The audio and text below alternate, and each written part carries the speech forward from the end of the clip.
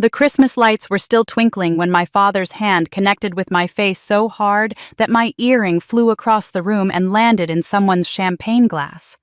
15 guests gasped. My mother clutched her pearls, and my younger sister Amanda. She just looked away because she knew exactly why this was happening. 20 minutes earlier, my parents had demanded I hand over the keys to my $780,000 villa. Not asked, demanded, in front of everyone, like I owed them my entire life because they'd given birth to me. When I said no, my father's face turned purple. "After everything we've done for you, everything you've done," I interrupted, my voice shaking. "We need to talk about that." That's when he hit me. The room went silent. I could taste blood, feel my cheek burning, see the pity in the guests' eyes and the fear that they might be next if they intervened. So I walked out, got in my car, and made one phone call to a woman I'd been waiting years to call. Exactly 1 hour later, she walked into that Christmas party like an avenging angel in a business suit. The moment my father saw who she was, the color drained from his face. He actually stumbled backward. Because she knew everything. And I mean everything. What my parents did to me didn't start that Christmas. It started when I was 16 years old. And over the next hour, in front of all their friends, their perfectly crafted lies would shatter like glass. But that was just the beginning of my revenge. Stick with me. Because what happened next? They never saw it coming. My name is Danielle Howard. I'm 38 years old, and for the past 15 years, I've built a successful career in real estate investment, buying undervalued properties, renovating them, and creating homes people actually want to live in. I did it all on my own without a single dollar from my family, which is exactly how I wanted it. Because accepting help from Frank and Margaret Howard always came with strings attached, and those strings had a way of turning into chains. The Christmas lights at my parents' house that night were the expensive kind, the ones that sparkle and dance in perfect synchronized patterns, the kind that scream, "Look at us, we're successful."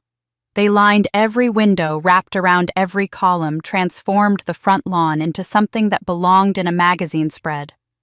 But inside that beautiful house, beneath all that carefully curated holiday cheer, the atmosphere was as cold as the December wind rattling the windows. I should have known better than to come. I'd told myself this year would be different, that maybe after all this time they'd see me as an adult, as an equal. Instead, the moment I walked through the door in my simple navy dress, modest professional, appropriate, my mother Margaret took one look at me and said, "Oh, Danielle, you're here. Good. The caterers left the hors d'oeuvres in the kitchen. Could you bring them out? Not a greeting, not a Merry Christmas, just an assignment." My younger sister Amanda was already holding court in the living room, draped across the velvet sofa like a Renaissance painting. Her dress probably cost more than most people's monthly mortgage cream silk, with gold threading that caught the light every time she moved. She had a champagne flute in one hand and was laughing at something one of the guests said, her perfectly manicured nails glinting. When I walked past carrying the tray of canapés, she didn't even look up. "That's the older daughter," I heard someone whisper to their companion. "The responsible one.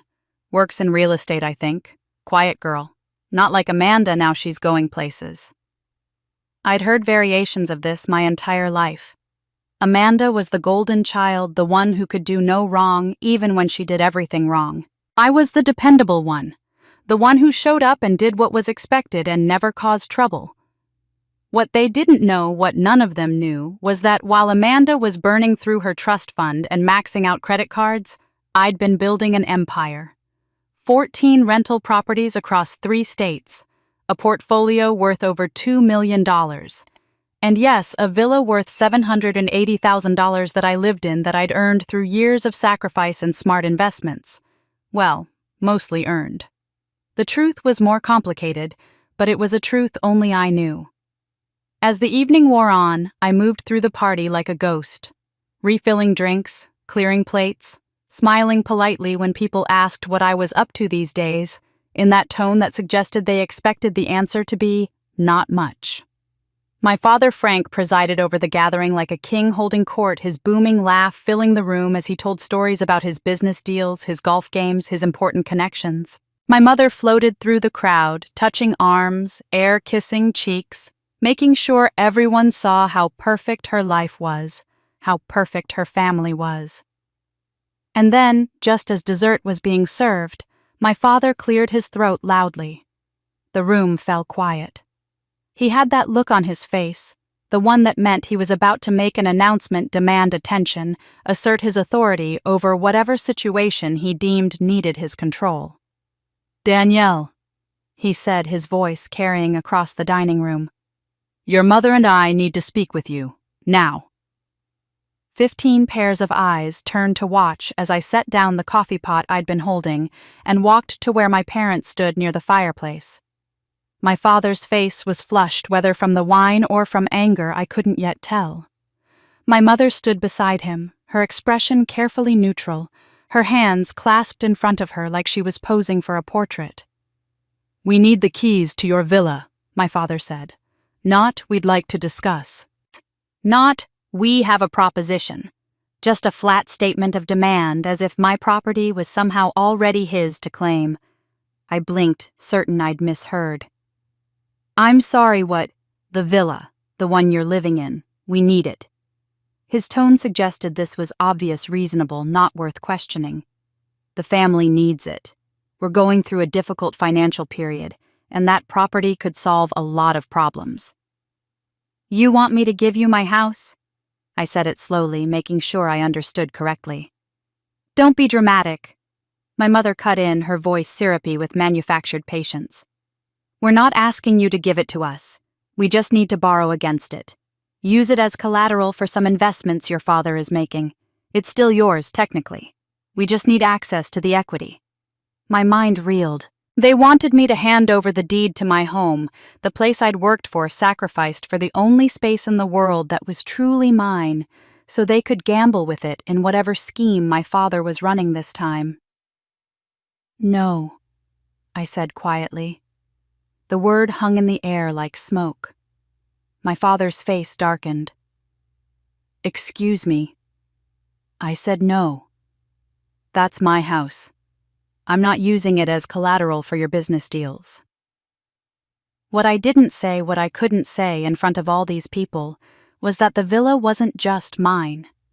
13 years ago, when I was 25 and scraping together every penny I could save my grandfather, James had called me to his lawyer's office.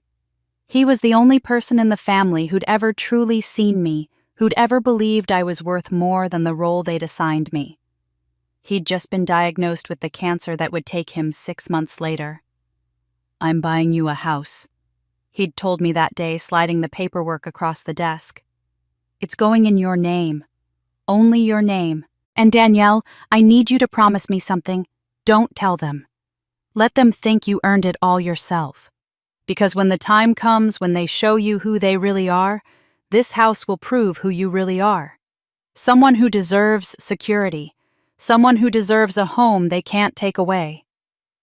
I'd kept that promise for 13 years. And now, standing in their decorated living room with their guests watching, I understood exactly what my grandfather had meant. "After everything we've done for you," my father started, his voice rising. "Everything you've done for me." The words came out sharper than I intended. "What exactly have you done for me, Dad?" That's when his hand came up, fast, hard. The crack of his palm against my cheek echoed through the suddenly silent room. I felt my earring, the small gold hoop I'd worn since college, fly off my ear and skitter across the hardwood floor, landing with a tiny clink in someone's champagne glass. The room froze. I could taste blood where I'd bitten the inside of my cheek.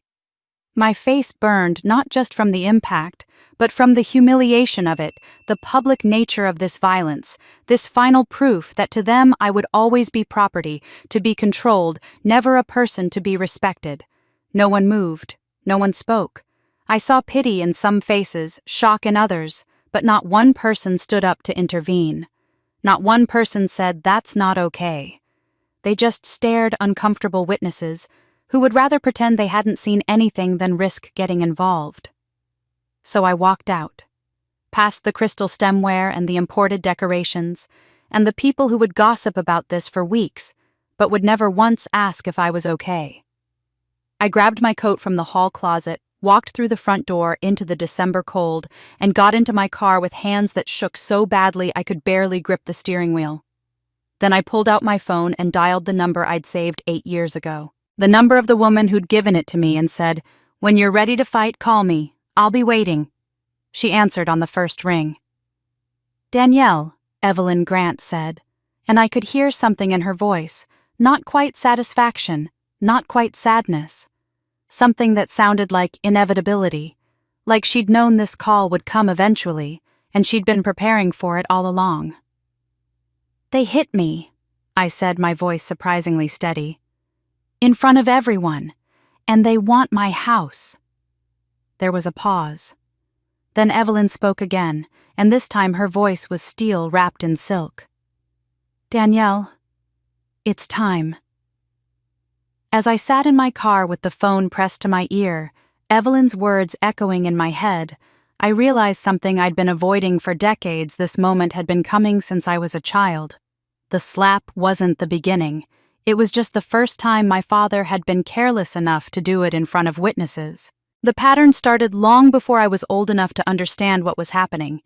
I have this memory from when I was 7, my first clear recollection of realizing something was fundamentally wrong in my family.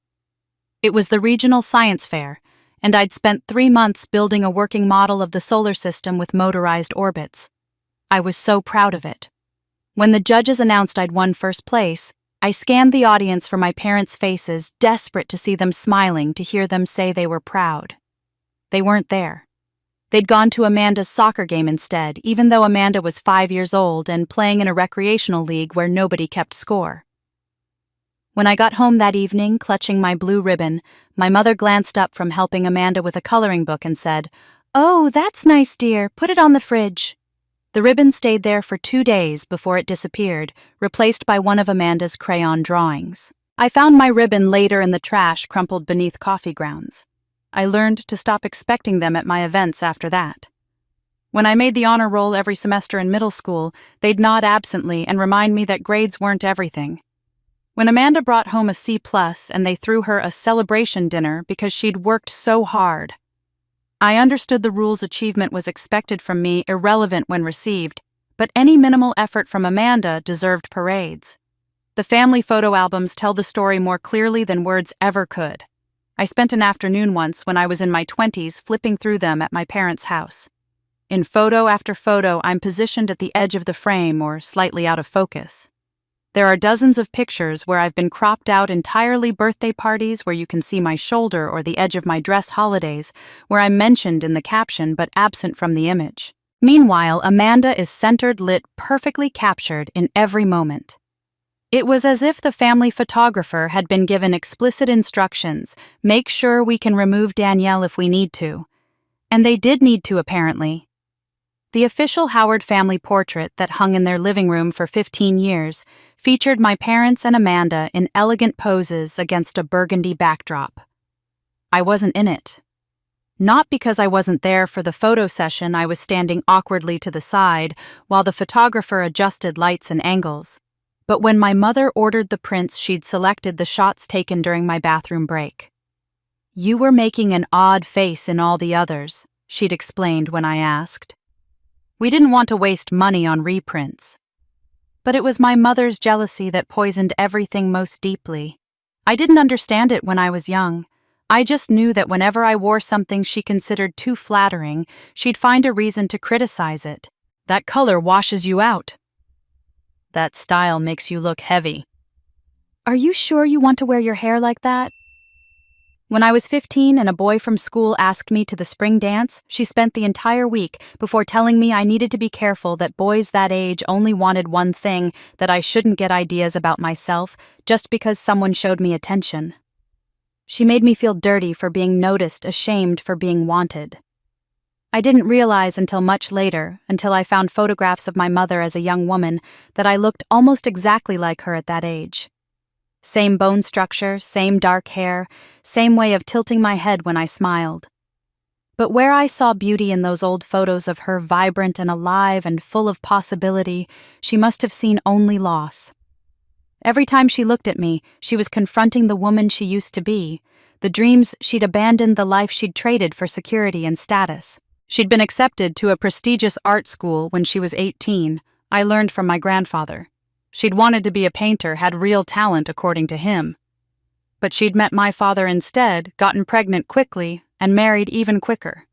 The art school acceptance went into a drawer and stayed there. By the time I came along, whatever fire had driven her was long extinguished, replaced by a cold determination to control everything around her since she couldn't control her own disappointment. So she controlled me instead. Every career choice I made, she questioned. Real estate.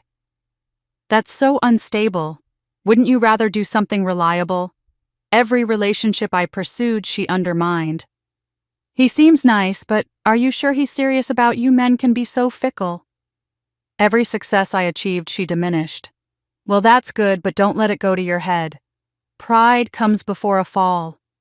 She needed me to stay small, uncertain, dependent on her approval. Because if I succeeded, really succeeded, it would prove that she could have done the same if she'd just been brave enough. But the cruelest betrayal, the one I didn't discover until it was almost too late to fix, was what my father did when I was 16. I was a sophomore in high school, focused on grades and college applications, completely oblivious to the fact that my father was using my social security number to open credit card accounts and apply for loans. My credit was perfect because it was non-existent, a blank slate he could exploit without my knowledge or consent. He was careful about it. The bills went to a P.O. box he'd opened. He made minimum payments to keep the accounts from defaulting immediately. For 6 years, I had no idea I was accumulating a financial history. I'd never consented to debts I'd never incurred. It wasn't until I was 22 trying to rent my first apartment after college that the property manager pulled my credit report and looked at me with confusion. It says here you have $17,000 in outstanding credit card debt and 2 delinquent personal loans. Is that accurate? I'd sat in that rental office staring at the report with my name on it, reading about accounts I'd never opened, purchases I'd never made, leather furniture, a boat motor, casino cash advances, all in my name, all destroying the credit score I didn't even know I had. When I confronted my father, he was dismissive. I had some temporary cash flow problems. I made the minimum payments, didn't I? You should be thanking me for building your credit history. When I pushed back, he got angry. After everything we've done for you, you're going to nickel and dime your own father. Family helps family, Danielle. But we weren't family in any meaningful sense of the word. We were a hierarchy where I existed at the bottom, a resource to be extracted, a bank to be robbed, a person whose identity could be borrowed whenever convenient. I spent the next 2 years disputing charges, filing police reports that went nowhere because it's a family matter, slowly rebuilding credit that should never have been damaged in the first place. And I learned something crucial. They didn't see me as their daughter. They saw me as property, something they owned, something they could use however they needed. That was the first thing they stole from me, my financial future, my clean slate, my chance to build a life without starting from a position of debt and damage. But not the last. I met Evelyn Grant 8 years ago, though at the time I didn't understand that meeting would eventually save my life. I was 30, working a small internship at a law firm that specialized in estate planning and family trusts, trying to understand the legal frameworks that protected wealth. Evelyn was 72, then still practicing with the sharp precision of someone half her age. She had a reputation in legal circles for taking on cases other attorneys wouldn't touch: the messy family disputes, the elder abuse cases, the situations where money and manipulation tangled together in ways that destroyed lives. She noticed me immediately, though I tried my best to be invisible. That was my survival skill. Make yourself small, useful, forgettable. During a staff meeting where I'd presented research on trust fund protections, I'd apologized 3 times in the span of 2 minutes. Sorry, I just thought this might be relevant.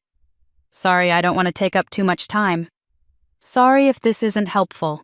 Evelyn had watched me with an expression I couldn't quite read, something between concern and recognition. After the meeting, she'd asked me to her office. I'd gone with my heart pounding, certain I was about to be fired for overstepping. Instead, she'd closed the door, gestured for me to sit, and said something I'd never forgotten. "Who taught you to apologize for existing?" The question had stunned me into silence. She'd continued, "I've been practicing law for 45 years. I know the signs. The way you flinch when someone raises their voice even in normal conversation. How you downplay your own accomplishments, that research you presented was excellent, but you framed it like you were guessing. The way you position yourself near exits like you're always calculating an escape route." She'd leaned forward, her eyes sharp and knowing. "Someone hurt you. Someone still is." I'd denied it, of course, made excuses. "My family's just traditional. They have expectations." But Evelyn hadn't pushed. She'd simply handed me a card with her private number written on the back in fountain pen ink. "When you're ready to fight," she'd said, "call me. I'll be waiting." That was 8 years ago. I'd kept the card in my wallet all this time, moving it from one to the next, never quite throwing it away, but never calling either. Until tonight, sitting in my car outside my parents' house with my cheek still burning from my father's hand, I'd finally dialed those numbers. Now, the morning after Christmas, I sat in Evelyn's downtown office as winter sunlight streamed through floor-to-ceiling windows. She looked older than I remembered. The cancer treatment she'd later tell me about had taken its toll, but her eyes held the same fierce intelligence, the same unwavering focus. "I've been preparing for this longer than you know," she said, opening a filing cabinet and extracting 3 thick folders. "Come to my office today. Bring nothing, I have everything we need." She spread the documents across her mahogany desk: bank statements, property records, business filings, email printouts. Years' worth of documentation meticulously organized and annotated. I stared at the papers, not understanding. 10 years ago, Evelyn explained, a man named Robert Chen hired me to investigate your father's business practices. Robert had invested $200,000 in one of Frank's commercial real estate ventures. The project never materialized. The money disappeared. Robert suspected fraud but couldn't prove it. The paperwork was too convoluted, too carefully structured to hide the theft. She tapped one of the folders. I took the case, started digging, found evidence of a pattern. Frank would lure investors with promises of high returns, use their money to pay off previous investors, pocket the difference. A classic Ponzi scheme, but small-scale enough to stay under regulatory radar. "What happened?" I asked. "Frank has friends in this town. Business partners, golf buddies, men who owed him favors or feared his retaliation. One by one, my witnesses got cold feet. Robert himself eventually dropped the case. He received an anonymous threat that his daughter's college scholarship application might encounter unexpected problems if he continued pursuing the matter." Evelyn's expression hardened. "I was forced to close the investigation, but I didn't close my files." She pulled out a timeline. She'd constructed a visual map of my father's financial crimes spanning 2 decades. "I kept monitoring, collecting newspaper articles about his business deals, tracking property transfers, noting patterns. I knew he'd eventually go too far, that his greed would overcome his caution. I just needed the right plaintiff, someone who had standing to sue someone he'd victimized so thoroughly that a jury would see through his charm, and most importantly, someone brave enough to withstand the fight." She looked at me directly. "When you walked into my office 8 years ago, I recognized your name immediately, Frank Howard's daughter. And I saw in you exactly what I'd been waiting for: intelligence, resilience, and wounds deep enough that when you were finally ready to confront the source, nothing would stop you." I felt a chill run through me. "You've been watching my family for a decade, waiting for me." "Not just watching your family," Evelyn said quietly. "Watching your mother." The way she said it made me lean forward. "What do you mean?" Evelyn was silent for a long moment, her hands folded on the desk. When she finally spoke, her voice carried a weight of old grief. "Your mother and I grew up in the same foster home, Riverside Children's Home outside of Pittsburgh. We were there from ages 8 and 6 respectively. Different biological families both removed for neglect. But in that place we became sisters, real sisters in every way that mattered. I couldn't process what I was hearing. My mother had always claimed she came from a respectable middle-class family, that her childhood had been conventional, even privileged.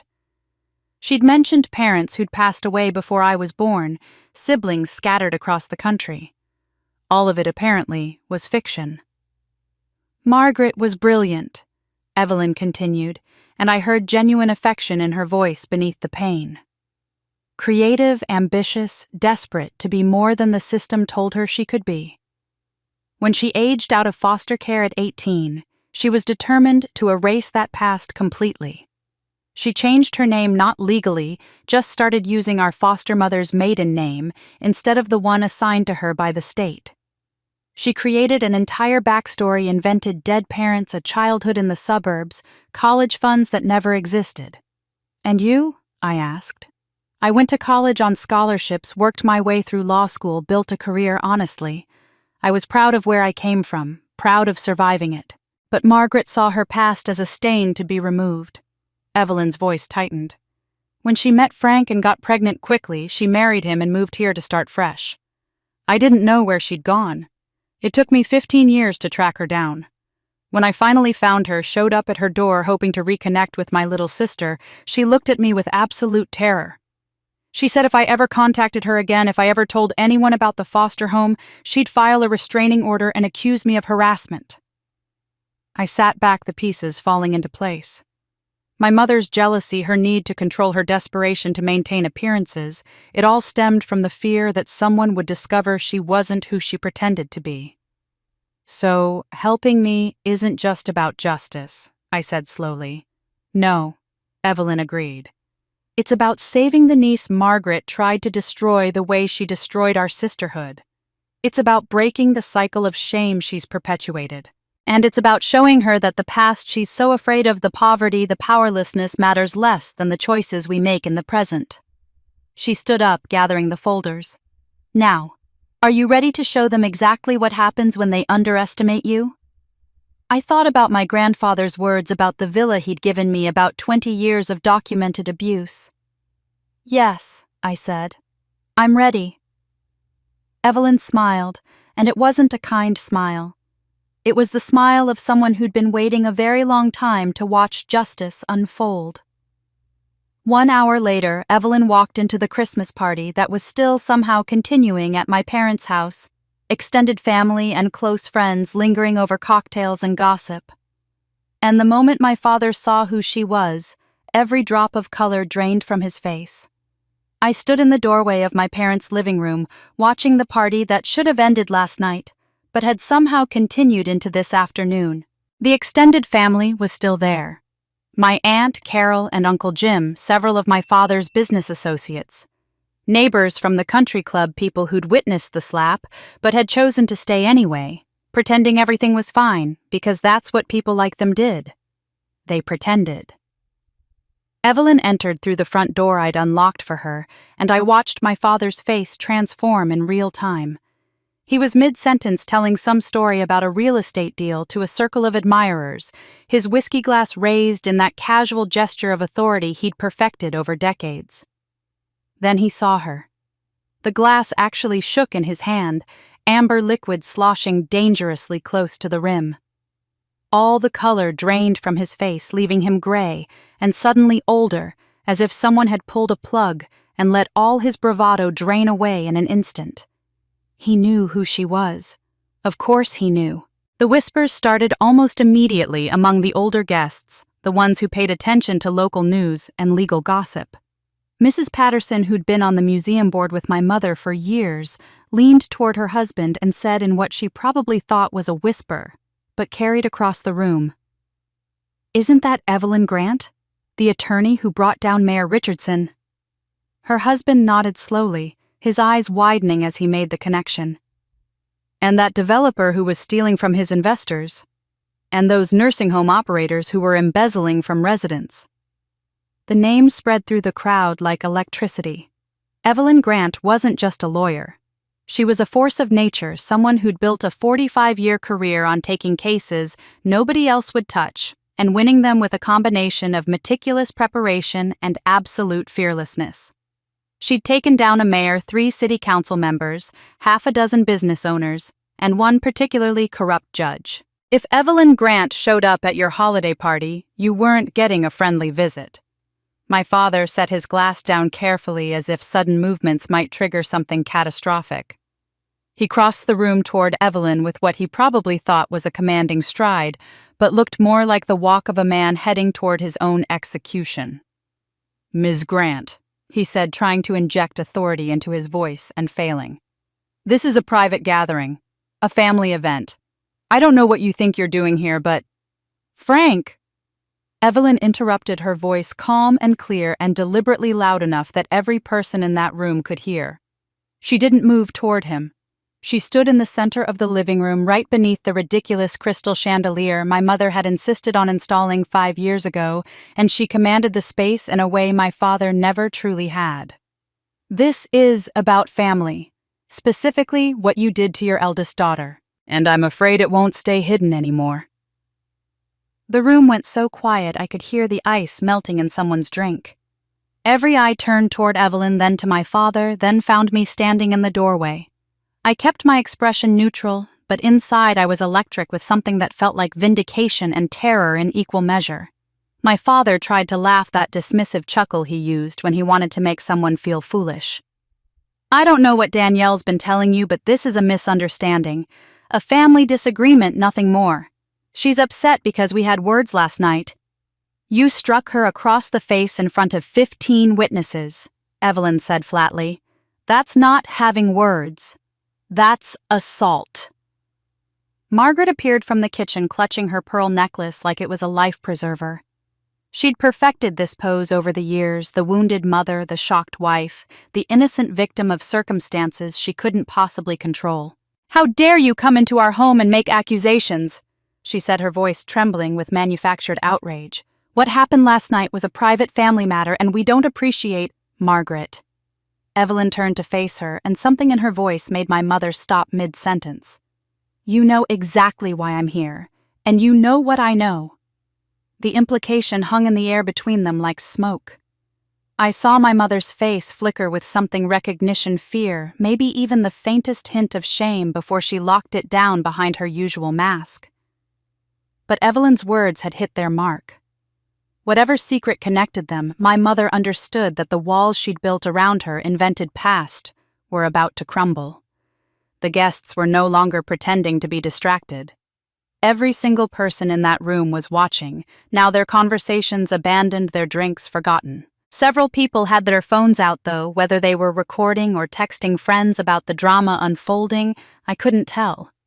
In a community like this one, where reputation was currency and social standing determined business opportunities, church positions, club memberships, and dinner party invitations, a public confrontation like this wasn't just uncomfortable, it was catastrophic. I could see the calculation happening in real time on my parents' faces. In private, they could have spun any narrative they wanted. They could have claimed I was lying, exaggerating, being dramatic. They could have used their positions and connections to make people doubt me. But this wasn't private. This was happening in front of the people whose opinions they'd spent decades cultivating, the Pattersons who controlled most of the charitable foundation boards, the Mitchells who owned the largest construction company in the county, the Reverend Matthews from First Presbyterian, where my parents had been prominent members for 20 years. Judge Anderson, retired but still influential in legal and social circles. Every single one of these people was watching my father tremble, watching my mother clutch her pearls, watching the performance they'd maintained for so long finally irrevocably fall apart. My father tried one more time to control the situation. "Everyone, I think perhaps we should—" "Frank, I'd stop talking if I were you," Evelyn said pleasantly. "Anything you say right now will likely be used in court. And I should mention I have 17 years of documentation regarding your financial activities, including several that involve Danielle's identity, her credit, and her property rights. I'm sure you remember those."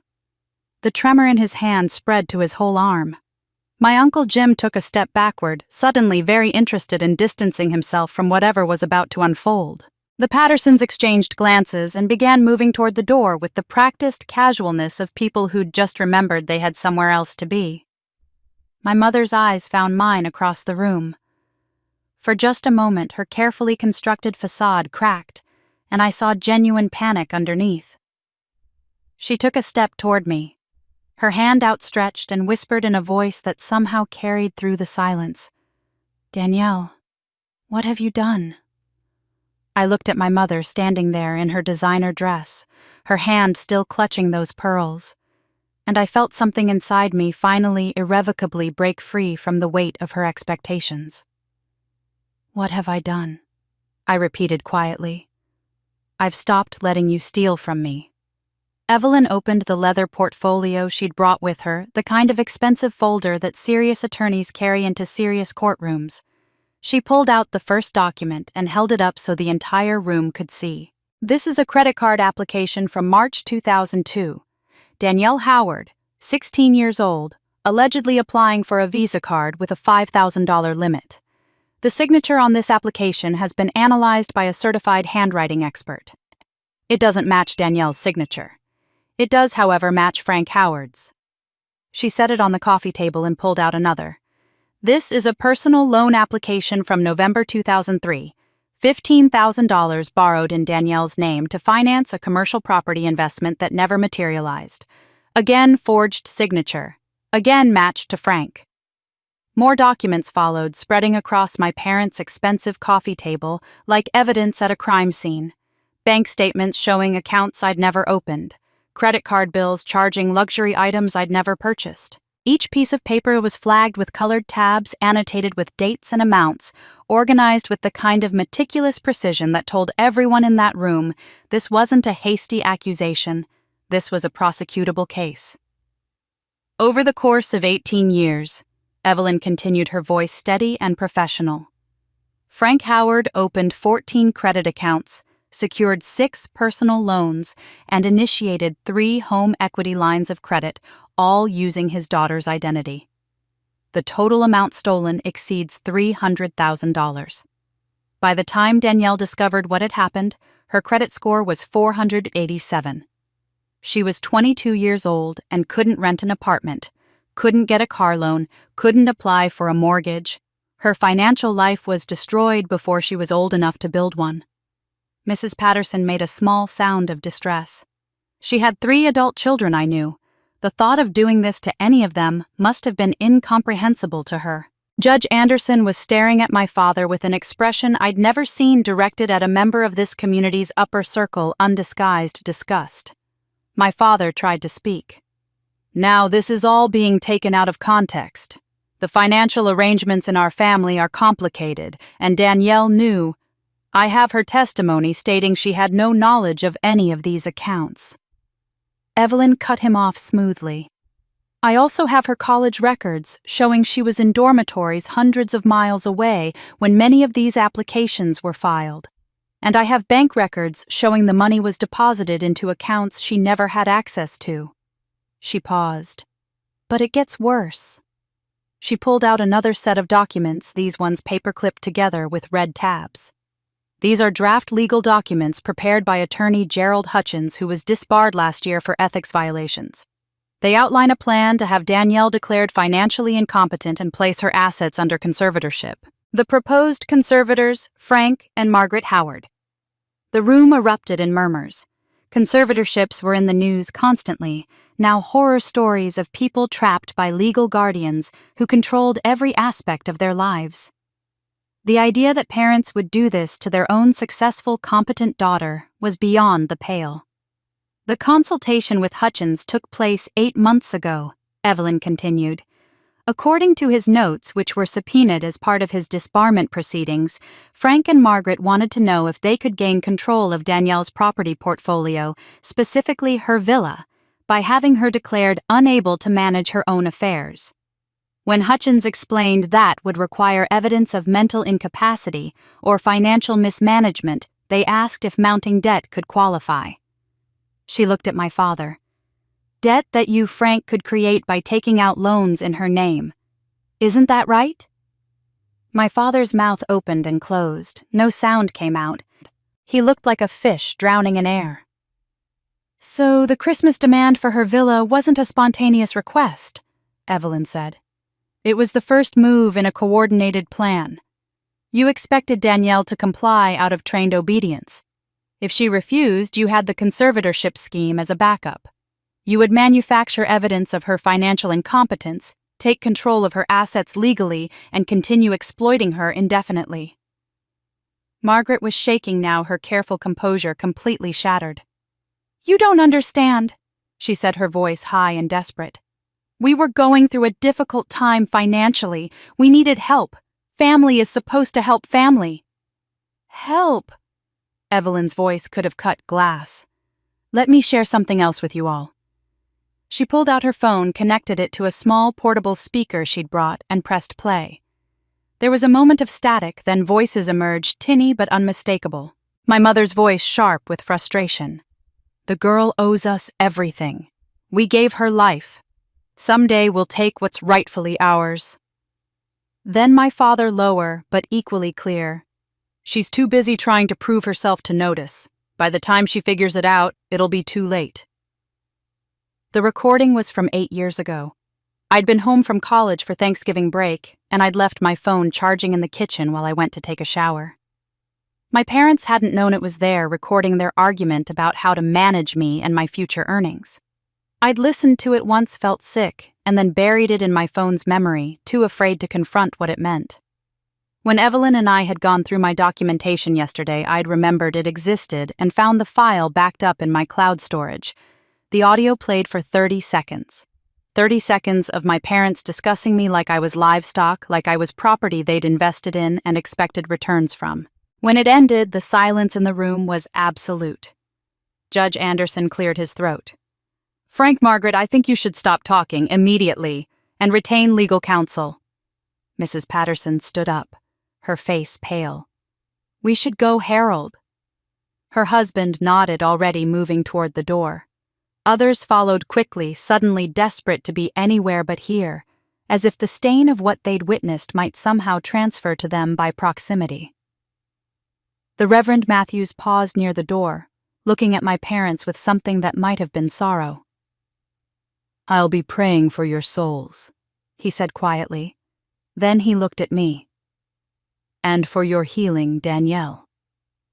Then he too was gone. Within 5 minutes, the house had cleared.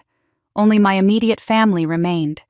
My parents frozen in shock, Evelyn standing guard like an avenging angel, and me by the doorway, finally able to breathe in a room that had suffocated me my entire life. Amanda appeared at the top of the stairs where she'd apparently been listening.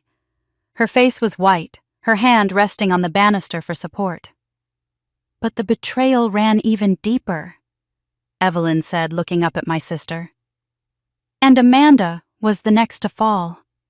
Amanda descended the stairs slowly, her designer heels clicking on the hardwood with a rhythm that sounded like a countdown. She was wearing one of her expensive outfits, cream cashmere and silk, that probably cost more than most people's monthly rent, and her face was flushed with what I initially thought was embarrassment at being caught listening. But as she reached the bottom step and faced Evelyn, I realized it wasn't embarrassment.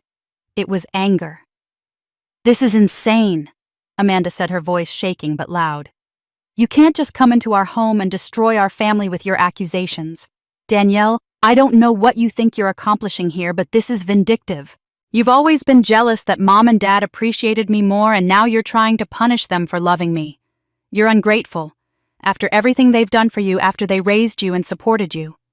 "Amanda," Evelyn interrupted calmly, pulling another set of documents from her portfolio. "Before you continue, you should know that this folder contains bank statements from 3 credit card accounts opened in your sister's name over the past 5 years. Would you like me to read the account numbers aloud, or would you prefer to stop talking?"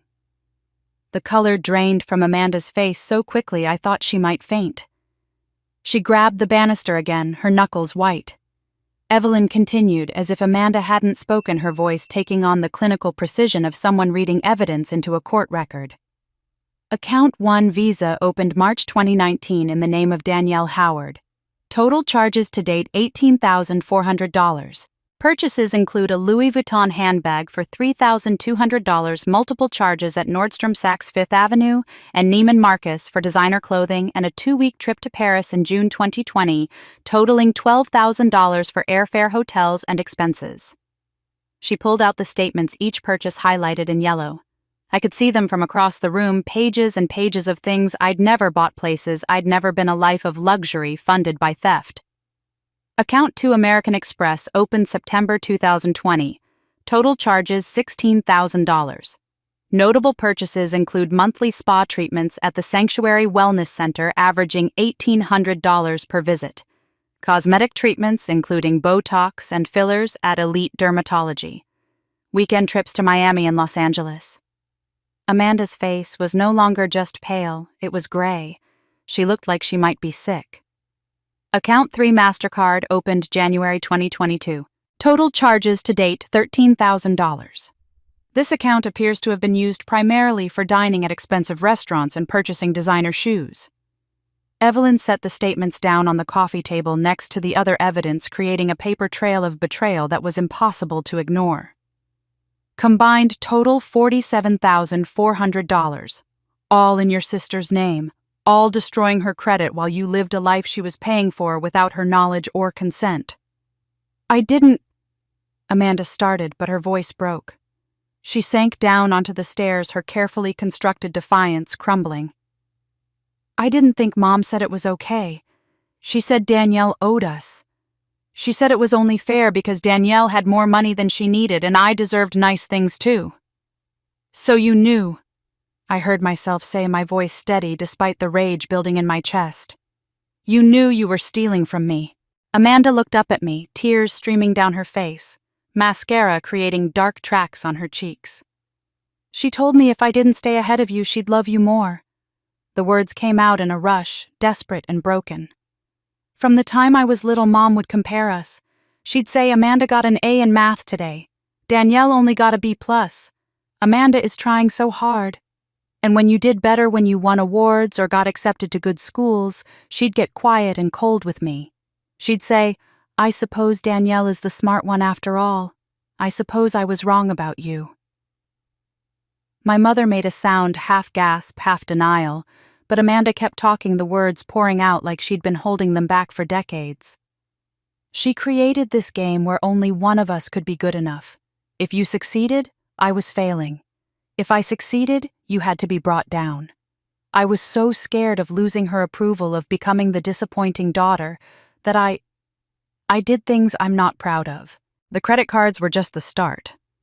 Mom said it wasn't really stealing because family shares everything and you had so much that you wouldn't even notice. Evelyn's expression was unreadable, but I saw something flicker in her eyes, recognition maybe of a pattern she'd seen before. What else did you do, Amanda? Amanda wiped her face with the back of her hand, smearing the mascara further.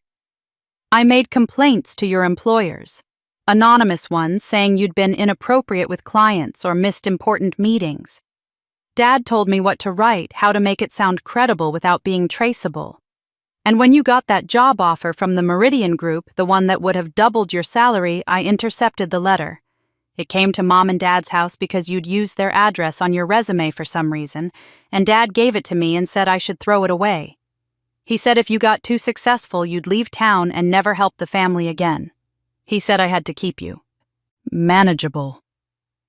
The word hung in the air like poison. Manageable. That's what I'd been to them my entire life. Not a daughter, not a sister, but a resource to be managed, controlled, exploited. That job would have changed my life, I said quietly.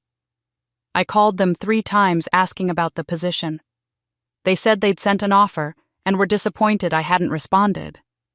I thought they were lying to save face after choosing someone else.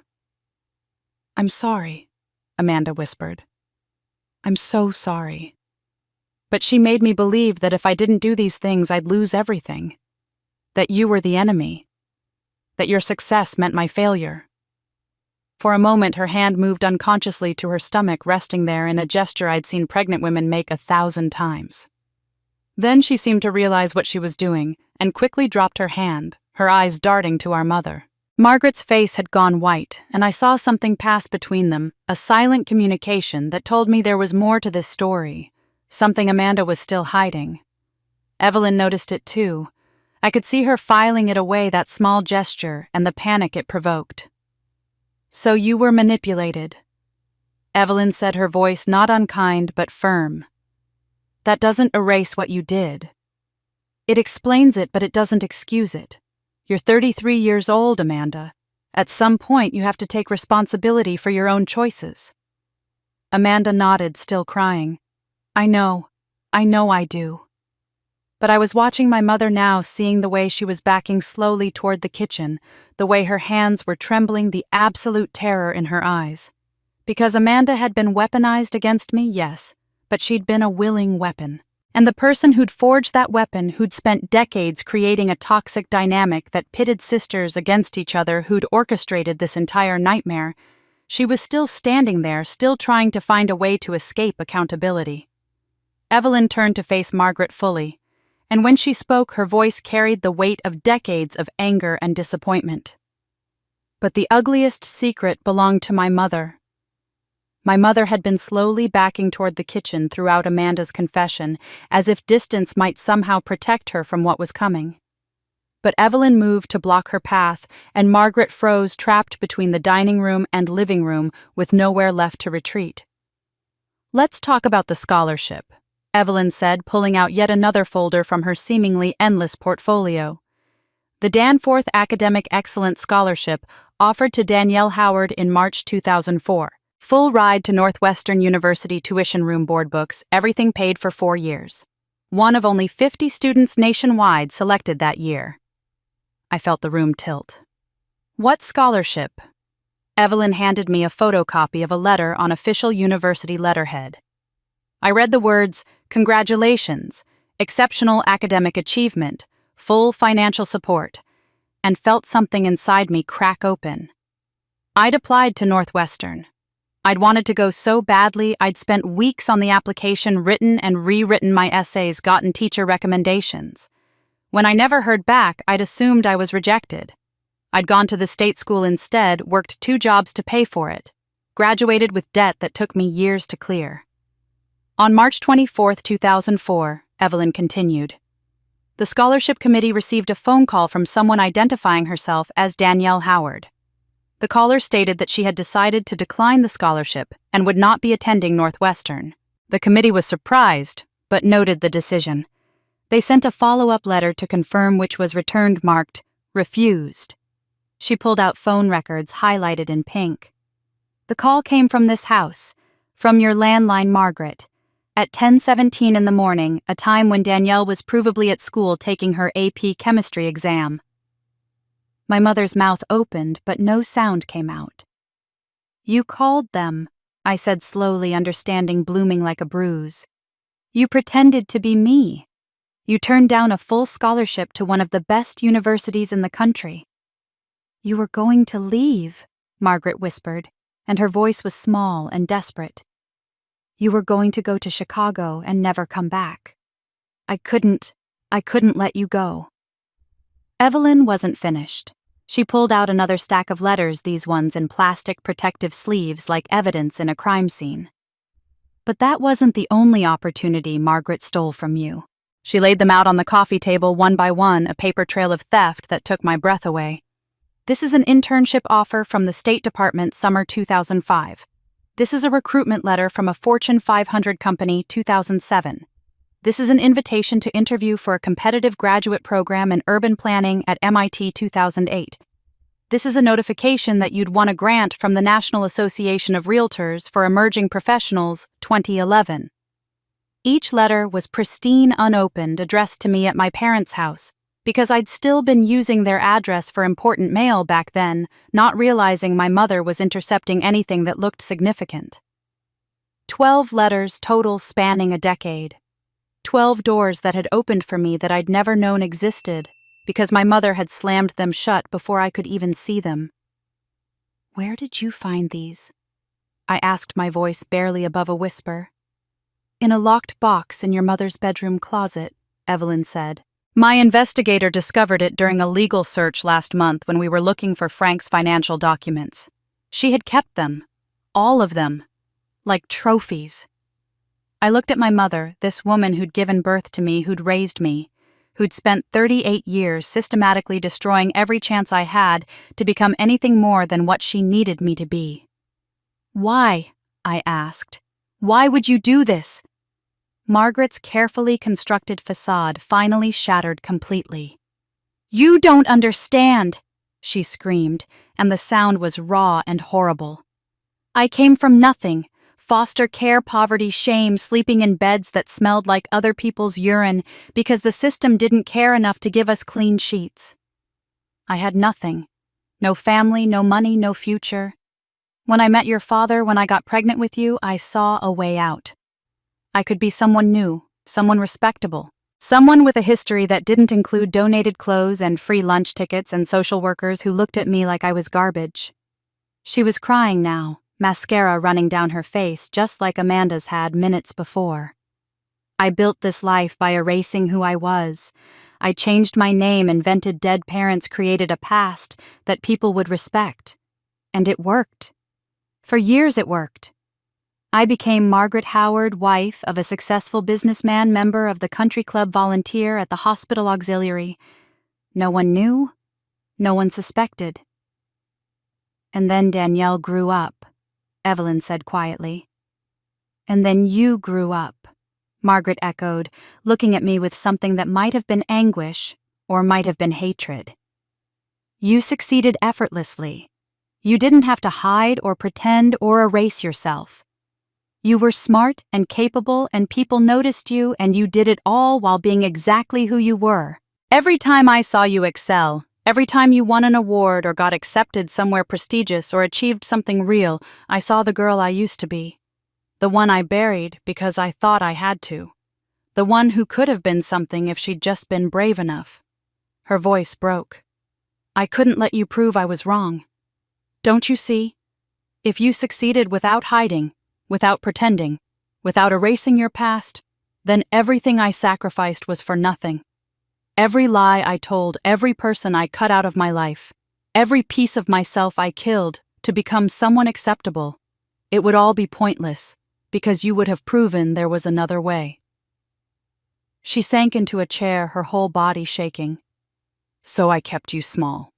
I kept you close. I made sure you'd always need me, always come back, always be just successful enough to make me feel superior, but never successful enough to leave me behind. Because if you left, if you became everything you could have been, you'd be proof that I destroyed myself for nothing. The room was completely silent. Even Amanda had stopped crying, staring at our mother with something like horror in her eyes. Evelyn looked at her sister, her actual biological sister who'd abandoned her to chase respectability with an expression of profound sadness. You didn't destroy yourself, Margaret. You destroyed your daughter. And me. And any chance we had to be family. All because you were too afraid to accept that your past didn't define your worth. Margaret didn't respond. She just sat there, broken and exposed, the carefully constructed lie of her life finally collapsed into rubble. I felt numb. All those years, all those near misses and almosts and disappointments I'd attributed to bad luck or poor timing, they'd been deliberate. Calculated. My own mother had spent decades making sure I'd never fly too high, never see too far, never become too much. Yet the secret that changed everything came from someone long gone. I was still processing my mother's confession, trying to understand how someone could be so consumed by their own shame that they'd spend decades poisoning their child's life, when Evelyn reached into her portfolio and pulled out a document that looked different from the others. This one was older. The paper slightly yellowed, bound in a blue legal folder with an official seal. There's one more thing you need to see, Evelyn said, and something in her voice made everyone in the room go still. This is the last will and testament of James Robert Howard, executed on November 3, 2009, 1 week before his death. Filed with the county probate court on November 18, 2009, and witnessed by 2 attorneys and a notary public. My grandfather. The only person in my family who'd ever made me feel seen, who'd called me on my birthday every year, who'd told me I was smart and capable and worthy. He'd died 15 years ago from pancreatic cancer, and I'd grieved him like I'd lost the only anchor I had. Evelyn opened the document and began to read in a clear, formal voice. I, James Robert Howard, being of sound mind and body, do hereby make this my last will and testament. To my daughter Margaret Howard and her husband Frank Howard, I leave nothing. They have shown themselves to be motivated by greed and cruelty, and I will not reward such behavior with my life's work. My mother made a choking sound. My father's face went completely white. Evelyn continued reading. To my granddaughter Danielle Howard, the only member of this family with integrity and courage, I leave the entirety of my estate, my investment properties located at 4420 Maple Drive and 887 Lakewood Avenue, my savings accounts at First National Bank, my stock portfolio managed by Hendricks Financial, and my personal effects. I trust she will use these resources wisely and kindly, as she has always conducted herself with wisdom and kindness, even when those around her did not. The words hung in the air. My grandfather had left everything to me, not split between his daughter and granddaughter, not divided among family members. Everything to me with explicit language excluding my parents. The total value of the estate at the time of death was approximately $800,000, Evelyn said, including the funds that were used to purchase the villa that's currently in Danielle's name. I remembered that conversation with my grandfather in his lawyer's office 13 years ago when I was 25. He'd said he was buying me a house, that it would be in my name, only that I shouldn't tell my parents. I'd thought it was his savings, maybe $100,000 he'd set aside. I hadn't known about the full estate, about the other properties and investments. He'd protected me even then, giving me the villa outright so my parents couldn't claim it was part of a larger inheritance they deserved to share. But I never saw that will, I said. When Grandpa died, Mom and Dad handled everything. They said there wasn't much to inherit, that most of his money had gone to medical bills. Because they hid it, Evelyn said. She pulled out another document, this one clearly forged. The signatures didn't quite match. The paper was newer despite being dated the same year. This is the will they presented to the probate court initially. It leaves everything to Margaret, with a small bequest of $10,000 to Danielle. But the clerk who processed it noticed discrepancies and pulled the original filing. That's when things got interesting. She produced a series of emails and official complaints. Frank attempted to bribe the court clerk, a woman named Susan Chen, to lose the original will and process only the forged version. He offered her $5,000. Susan reported him immediately, which triggered an investigation by the county prosecutor's office. What happened to that investigation? I asked. It stalled. Frank had connections, friends in the business community. A lawyer who knew how to delay proceedings, witnesses who suddenly became unavailable. The prosecutor's office had other priorities, bigger cases, so it sat in a file for years, technically open but essentially dormant. Evelyn smiled grimly. Until I reopened it last month and provided them with all the additional evidence of Frank's financial crimes. Suddenly they're very interested again.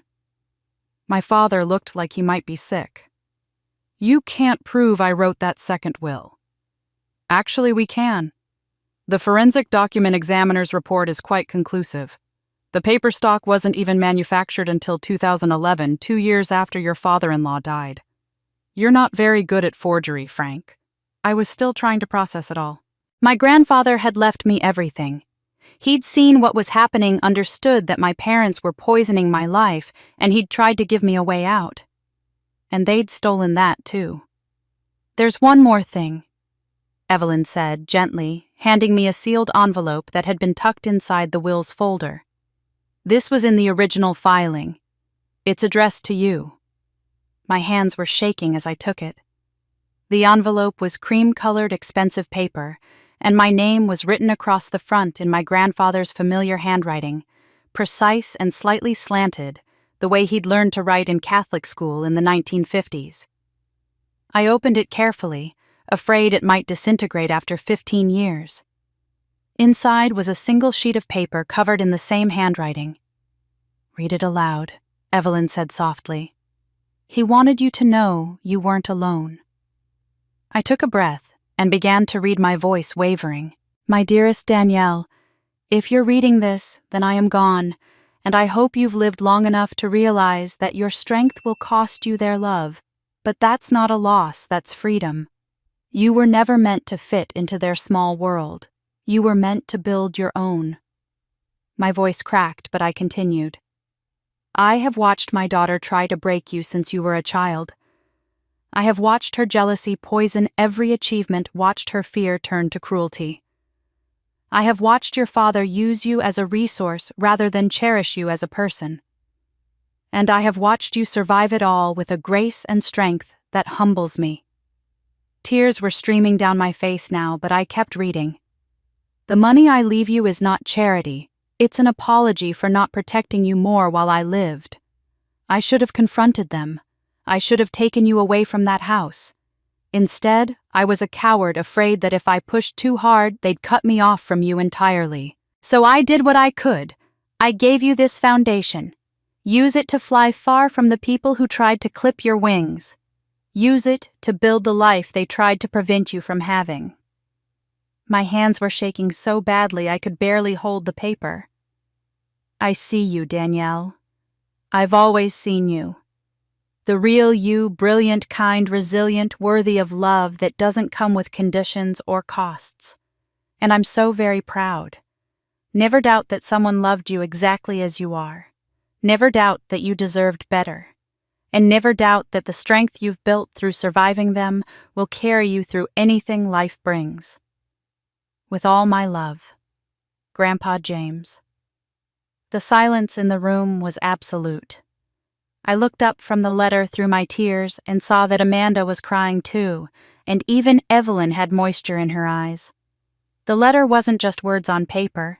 It was proof that I hadn't imagined the abuse hadn't been too sensitive or dramatic. Someone had witnessed it all and had tried to save me the only way he knew how. My mother was staring at the floor, her face hidden behind her hands. My father was gripping the arm of his chair so hard his knuckles were bone white. And I realized that my grandfather had given me something even more valuable than money. He'd given me validation, vindication, proof that I deserved protection, deserved love, deserved a future that wasn't defined by their dysfunction. That letter became the foundation of my revenge, not because it made me angry, though it did, but because it made me understand that I had been worth saving all along, and now I had the resources and the righteousness to save myself. After my parents left their own house, my father storming out to his car, my mother following. In stunned silence, Amanda disappearing upstairs. Evelyn and I sat alone in that perfectly decorated living room that had always felt like a stage set rather than a home. The Christmas lights were still twinkling outside, absurdly cheerful against the wreckage of the evening. "There's something I need to show you," I said, pulling out my laptop from my bag. "Something I haven't told anyone." Evelyn watched as I opened a folder buried 3 levels deep in my documents, protected by 2 passwords, and backed up in 3 separate cloud accounts. The folder was labeled simply, Evidence 2010-2025. Inside were subfolders organized by year, then by category: financial documents, email, correspondence, voice recordings, photographs, written logs. Hundreds of files, maybe thousands, each one carefully named with dates and brief descriptions. 15 years of documentation meticulously maintained and constantly updated. Evelyn leaned forward, scrolling through the file names. Her eyes widened. "When did you know?" "I suspected something was wrong when I was 22. I said, my voice steady despite the adrenaline still coursing through me. "I was applying for my first apartment and the landlord pulled my credit report. That's when I saw the accounts I'd never opened, the debt I'd never incurred. My credit score was 487. I couldn't rent a decent apartment. I couldn't get a car loan. I was barely out of college and my financial life was already destroyed."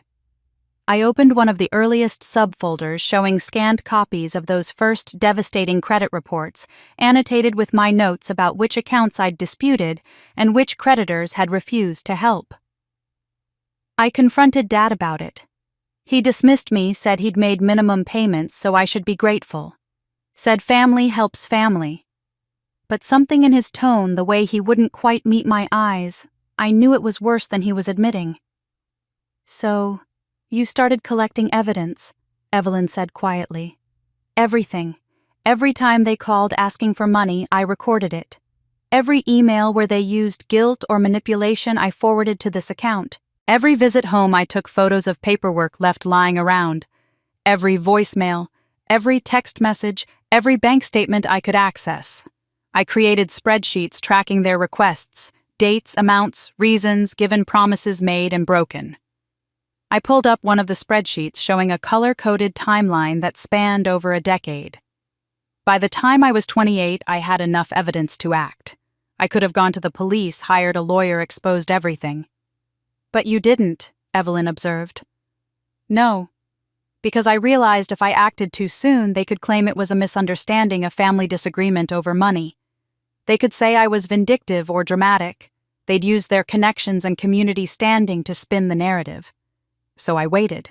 I let them keep taking, keep manipulating, keep assuming I was too busy or too naive to notice. And I documented every single instance. I wanted them to go so far, to be so blatant in their exploitation, that when the truth finally came out, no one could deny what they were."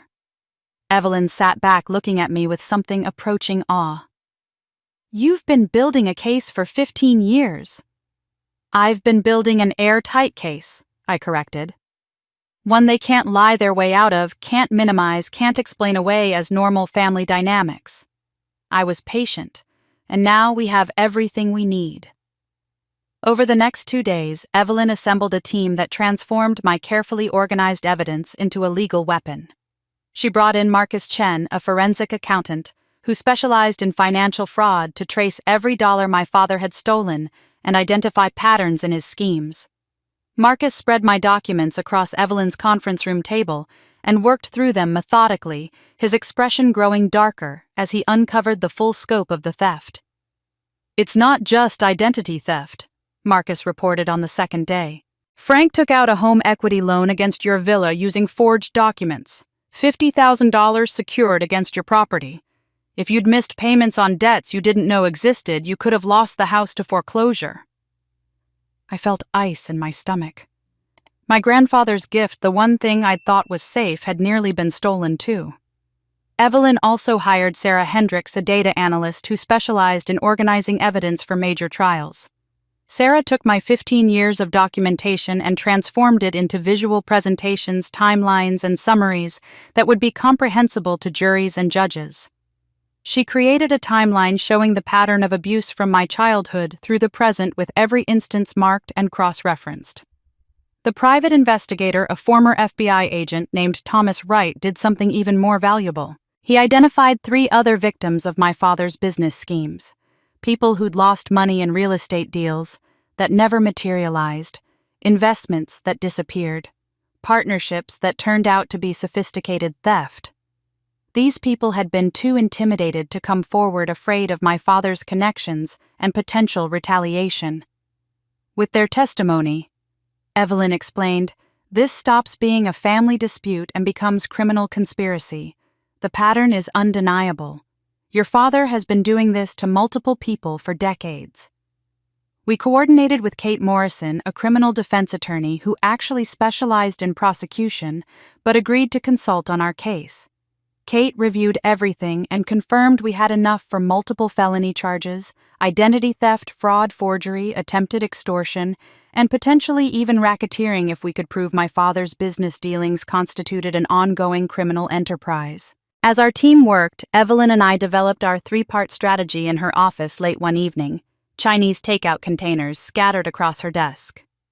"First, legal action," Evelyn said, writing on her whiteboard. "Criminal charges through the district attorney's office, plus civil lawsuits for damages, restitution of the stolen inheritance, and compensation for emotional distress." "Second, public exposure," I added. We control the narrative from the start. Media coverage before they can spin it. That investigative journalist you mentioned, the one who covers white-collar crime, we give her the full story.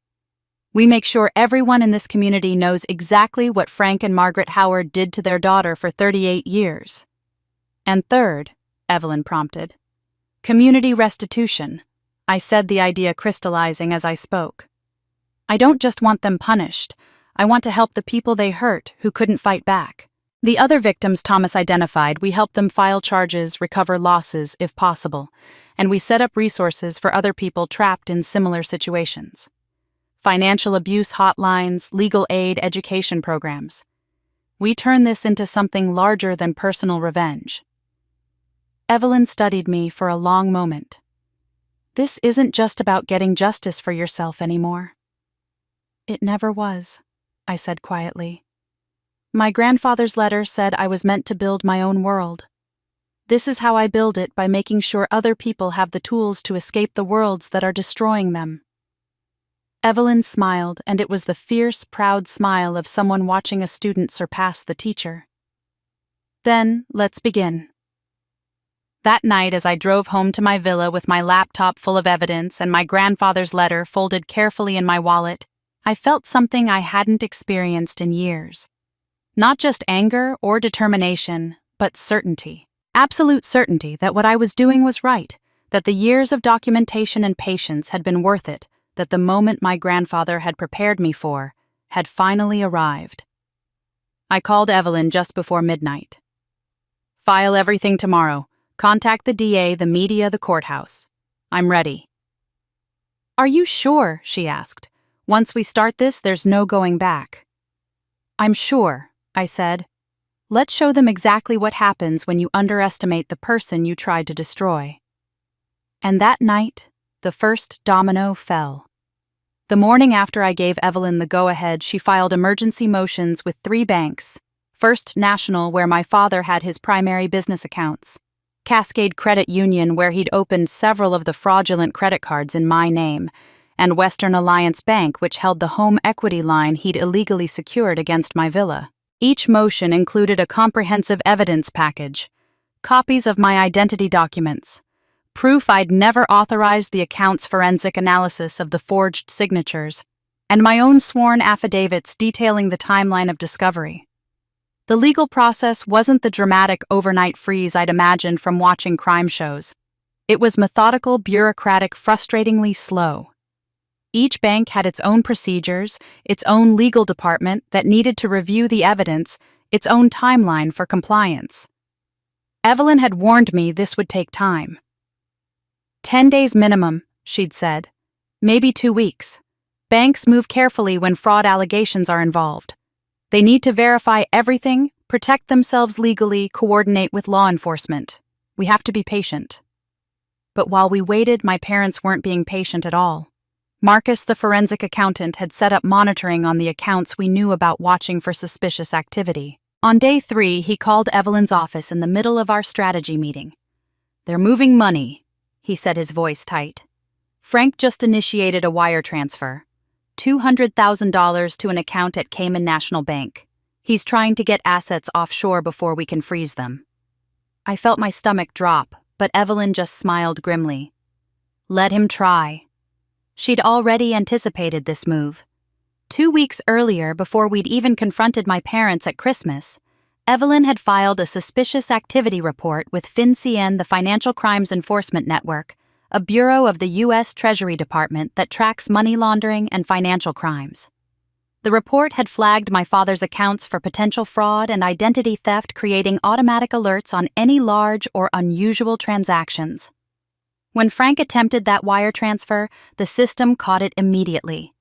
The transaction was blocked before the money left U.S. soil, and a notification was automatically sent to the FBI's Financial Crimes Unit. Instead of hiding his money, my father had just provided federal evidence of attempting to move potentially stolen funds out of the country. He just upgraded this from local fraud to federal investigation territory, Marcus said with something like admiration in his voice. That was spectacularly stupid. Over the next week, I watched the financial walls close in around my parents with a satisfaction that felt almost physical. The banks, after reviewing Evelyn's evidence packages and conducting their own internal investigations, began freezing accounts one by one. First, the obvious ones, the credit cards opened in my name, the fraudulent personal loans. Then the accounts my father thought were safe, his business checking account where evidence showed he'd deposited funds stolen from other victims, the joint savings account with my mother, which had been funded partially with money from my grandfather's estate that should have come to me. The home equity line secured against my villa was canceled entirely. The bank acknowledged that the paperwork was fraudulent, the signatures forged, and Danielle Howard Me had never consented to encumbering her property. They apologized for their failure to properly verify the documents initially and assured me the debt would not appear on my credit report. By day 8, my parents had no access to liquid funds. I heard about what happened next through the community gossip network that Evelyn's assistant, a woman with connections to everyone in town, monitored carefully. Frank's mortgage payment bounced. The bank called and he had to explain that there was a temporary problem with the account. His country club membership fee, automatically withdrawn monthly, was declined. The club manager called to inquire, and Frank had to request a payment plan, something that had never happened in the 20 years they'd been members. Margaret tried to use a credit card at her favorite restaurant, the upscale French place where she had lunch with her friends every Thursday.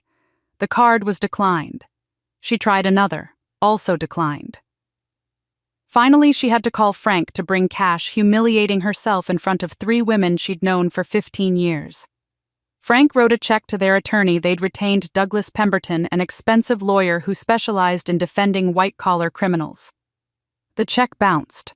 Pemberton called and very politely informed Frank that he couldn't continue representation without a valid retainer. Frank would need to pay in cash or certified check before Pemberton would file any responses to the lawsuits that were coming. The Whisper Network in their social circle noticed everything. The Howards, always so perfectly put together, so financially comfortable, were suddenly scrambling. People talked. Of course they talked. Mrs. Patterson mentioned to someone at book club that she'd heard the Howards were having money troubles. That someone told someone else who told her husband, who played golf with Judge Anderson, and within 3 days, the entire community knew something was seriously wrong with Frank and Margaret Howard's finances. On the 10th day after Christmas, January 4th, certified letters arrived at my parents' house. I knew this because Evelyn had tracking numbers for all of them, and we watched the delivery confirmations pop up on her computer screen at 2:47 p.m.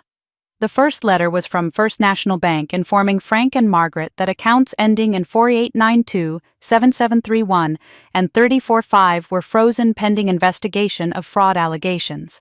The second was from Cascade Credit Union, notifying them that all credit products in the name of Danielle Howard had been closed, and the associated debts totaling $63,000 had been reassigned to Frank and Margaret Howard as the actual users of the accounts. The third letter was from Evelyn's law firm, formally notifying them of pending civil lawsuits for identity theft, fraud, conversion of inheritance assets, and emotional distress with damages sought exceeding $500,000. The fourth letter was the one I'd been waiting for. It came from the district attorney's office informing Frank and Margaret that a criminal investigation had been opened based on evidence of identity theft, financial fraud, and forgery. They were advised to retain criminal defense counsel and to expect contact from detectives within the week. I wasn't there to see their faces when they opened those letters, but Amanda called me that evening. She'd moved out that morning, taking what little she could fit in her car and leaving the rest behind.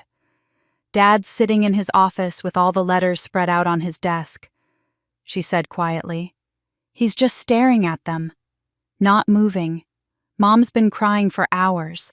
She keeps saying, "This isn't happening. This can't be happening." But it is happening. Everything you said would happen is happening. Do you understand why? I asked. I do now, Amanda said. I'm sorry I didn't before. After we hung up, I sat in my villa, the house my grandfather had protected, the house they'd tried to steal, the house that was now completely, legally, irrevocably mine, and felt something shift inside my chest. For 38 years, they'd controlled me through fear. Fear of disappointing them, of losing whatever scraps of love they offered, of being alone. Now they were the ones afraid. Afraid of prison, of bankruptcy, of public humiliation, of losing everything they'd built on a foundation of lies and theft. The power dynamic hadn't just shifted, it had completely inverted. And this was only the beginning of what I had planned. But the world would soon know the truth. 3 days after the certified letters arrived, Evelyn called me with news that made my heart race. Sarah Chen wants to publish. Tomorrow morning. Front page of the digital edition above the fold in print. Are you ready for this? Sarah Chen was a legend in investigative journalism.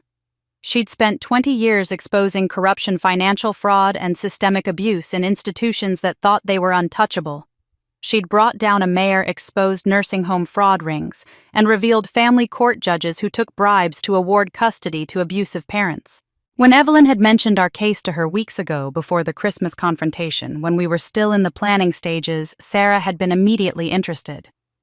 Parental financial abuse of adult children is one of the most underreported crimes in America, Sarah had told me during our first interview. People understand elder abuse, they understand child abuse. But somehow when the victim is an adult and the abuser is a parent, society tells them it's just family drama. It's not. It's crime. And your story needs to be told. We'd spent hours together over the past 3 weeks. She'd interviewed me extensively, reviewed every public document Evelyn could provide, spoken with experts on family exploitation and financial fraud, even talked to some of my father's other victims that Thomas Wright had identified. She'd been meticulous, empathetic, and relentlessly thorough. Now her article was ready to publish. The Invisible Theft: How One Woman's Family Stole Her Identity for Decades. I gave her my permission, and the next morning at 6 a.m., the article went live. By 8 a.m., it had been shared 4,000 times. By noon, over 50,000. By evening, it was trending on 3 different social media platforms and had been picked up by national news outlets. Sarah's writing was devastating in its clarity. She laid out the timeline of abuse starting from my childhood, describing the systematic erasure, the favoritism toward Amanda, the way I'd been trained to accept mistreatment as normal. She detailed the financial crimes with specific dollar amounts and dates, making the theft concrete rather than abstract. She included quotes from experts explaining how parental financial abuse works, how it's hidden by family loyalty and shame, how victims often don't realize they have legal recourse. But what made the article go viral wasn't just the facts. It was the way Sarah framed my story as emblematic of something larger.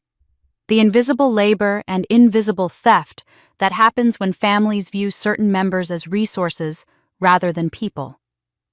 While Danielle Howard was building a $2 million real estate portfolio through discipline and sacrifice, Sarah wrote, her parents were simultaneously stealing her identity, sabotaging her opportunities, and planning to legally seize her assets through a conservatorship scheme. She succeeded not because of her family, but despite them.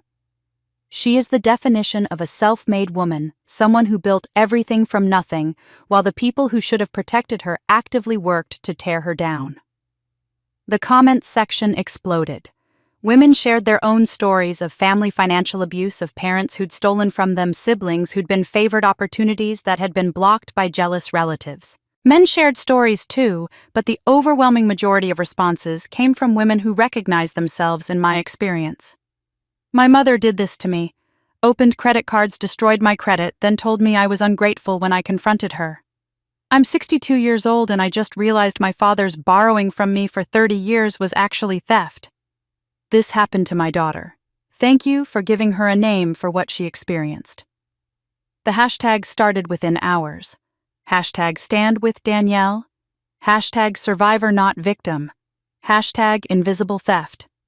By the second day, my case was being discussed on morning talk shows, true crime podcasts, financial advice programs. I became without quite meaning to the face of a conversation America needed to have about family exploitation. Local news stations showed up at Evelyn's office at my villa, even at my parents' house. I gave one carefully scripted interview to the local NBC affiliate, keeping my composure as I explained that I was speaking out not for revenge, but to help other people recognize financial abuse and know they had options. The clip played on the evening news for 3 straight days. Within a week, everyone in my community knew my face and my story. But more importantly, everyone knew my parents' faces and their crimes. The social consequences came swift and merciless. First, Presbyterian Church, where my parents had been prominent members for 20 years, where my mother had served on the Women's Auxiliary, and my father had been on the building committee, quietly asked them not to attend services while this matter is being resolved. The request was framed as concern for avoiding disruption to our worship community, but everyone understood what it meant. They were no longer welcome. The Riverside Charity Foundation, where my mother had volunteered and served as event coordinator for their annual gala, sent a formal letter requesting her resignation. Given the current circumstances and the nature of the allegations, we feel it's best for the organization if you step back from your duties. Margaret had loved that position. It had given her status, made her feel important. Now it was gone. My father's business partnerships dissolved with remarkable speed. The men he'd golfed with, the investors he'd courted, the colleagues who'd attended his Christmas parties, they all found reasons to distance themselves. Contracts were quietly terminated. Joint ventures were unwound. Phone calls went unreturned. Within 2 weeks, Frank Howard went from well-connected businessman to social pariah. I heard about all of this through Amanda, who called me every few days with updates. She'd moved into a small apartment across town and was trying to figure out how to build a life separate from our parents for the first time ever. Mom sits in the living room all day, Amanda told me. She doesn't get dressed. She doesn't answer the phone. I stopped by yesterday to pick up some things I'd left behind, and she was just sitting there in her bathrobe staring at her phone, reading the comments on Sarah's article over and over again. It's like she's torturing herself. And Dad, he's angry. He keeps saying it's all lies, that you're destroying the family out of spite. But I don't think even he believes that anymore. People he thought were friends cross the street to avoid talking to him. The Johnsons, who've been their neighbors for 15 years, put their house up for sale. Dad thinks it's because they don't want to live next to criminals, even though technically he hasn't been convicted of anything yet. I felt a complex mix of emotions hearing this. Not quite satisfaction, not quite pity. Maybe recognition that this isolation, this social death, was a taste of what I'd experienced my entire life. I'd been invisible, erased, excluded. Now they were experiencing their own version of erasure as the community that had once elevated them now shunned them. But I took no joy in my mother's bathrobe despair or my father's angry isolation. What I felt was something sadder and more final confirmation that the relationships they'd built were as hollow as their version of family. The people who'd praised them, socialized with them, partnered with them, none of those people cared enough to ask if there might be another side to the story. They just disappeared, protecting their own reputations by cutting ties with anyone tainted by scandal. I was home reviewing documents for the upcoming civil case when Amanda called again. Her voice was shaking. "Danielle," she said. "The police are at the house. 2 detectives. They're at the front door right now. Dad's trying to tell them to come back with a warrant, but they're saying they just want to ask some questions. Mom's crying. I thought you should know." I thanked her and hung up. Then I called Evelyn. "It's happening," I said. "Yes," she replied. "It is." Then the police knocked on their door. I was sitting in Evelyn's office when the call came from Detective Maria Rodriguez. She'd been assigned to lead the financial crimes investigation, and over the past week we'd developed a professional rapport built on her methodical approach and my comprehensive evidence. "We're at their residence now," Detective Rodriguez said. "My partner and I will be conducting preliminary interviews. I wanted you to know the process is officially underway." Through Amanda's subsequent phone calls, and later through official channels, I learned exactly how that interview went. Detectives Rodriguez and James Park arrived at my parents' house at 4:30 p.m. on a gray January afternoon. They were professional, polite, but unmistakably serious. Rodriguez was a 20-year veteran of financial crimes investigation. Park specialized in white-collar fraud. Together, they'd seen every variation of family financial exploitation, every excuse, every deflection tactic criminals used when confronted. My father tried to control the situation immediately. "Do you have a warrant?" he demanded, standing in the doorway as if physical presence could intimidate them into leaving. "We're not here to search your home, Mr. Howard," Detective Rodriguez said calmly. "We're here to ask you some questions about allegations of identity theft, fraud, and assault. You're not under arrest, but we do need to speak with you and your wife. You're welcome to have an attorney present." My mother appeared behind my father, her face pale and puffy from days of crying. "This is harassment," she said, her voice shaking. "Our daughter is lying about us, trying to destroy our reputation, and you're helping her." Detective Park pulled out a tablet and brought up documents on the screen. "Ma'am, we're not here based on allegations alone. We have substantial evidence. Bank records, forged documents, witness statements, audio recordings. This is a criminal investigation. We'd like you both to come to the station to provide formal statements." They went. What choice did they have? Refusing to cooperate would only make them look guilty, and my father still believed he could talk his way out of anything if given the chance to explain, to spin, to redirect blame. At the station in separate interview rooms, the detectives presented their evidence methodically. My father sat across from Detective Rodriguez with his hastily retained attorney, a younger lawyer named Patterson who specialized in DUI cases and was clearly out of his depth with financial crimes. "Mr. Howard," Rodriguez began sliding a loan application across the table. "This is a personal loan application dated March 15th, 2015. It's in the name of Danielle Howard. The signature at the bottom is that your daughter's signature." My father barely glanced at it. "This is a misunderstanding. Sometimes in families we help each other with paperwork. I might have signed for her if she was busy." Without her knowledge or permission? She knew about it. Rodriguez slid another document across the table. "This is a sworn affidavit from your daughter stating she never authorized any accounts in her name, never gave you permission to use her identity, and only discovered the fraud when she was 22 years old and couldn't rent an apartment due to destroyed credit." "She's lying," my father said flatly. "Is she?" Rodriguez pulled out a forensic handwriting analysis report. "We had 3 certified handwriting experts examine signatures on 14 different loan applications and credit card forms, all supposedly signed by Danielle Howard. All 14 signatures were determined to be written by the same hand, a hand that does not match Danielle's verified signature, but does match exemplars of your handwriting, Mr. Howard. The experts are prepared to testify to this in court with a certainty level of 98.7%. My father's attorney shifted uncomfortably. "That's not conclusive." "We also have security camera footage," Rodriguez interrupted, bringing up a video on her tablet. "This is from First National Bank, dated September 22, 2020. That's you, Mr. Howard, filling out a credit card application. The name on the application is Danielle Howard. At that exact time, your daughter was in Portland, Oregon for a real estate conference. We have her hotel records, conference registration, and credit card receipts from Portland restaurants. She was 300 miles away when you were applying for credit in her name." The room went quiet. My father stared at the paused video showing his own face clearly visible as he sat at a bank desk, pen in hand. "This wasn't a one-time mistake," Rodriguez continued. "This was a systematic pattern spanning 20 years. The sophistication of the scheme, the duration, the multiple institutions involved, this demonstrates clear intent and premeditation.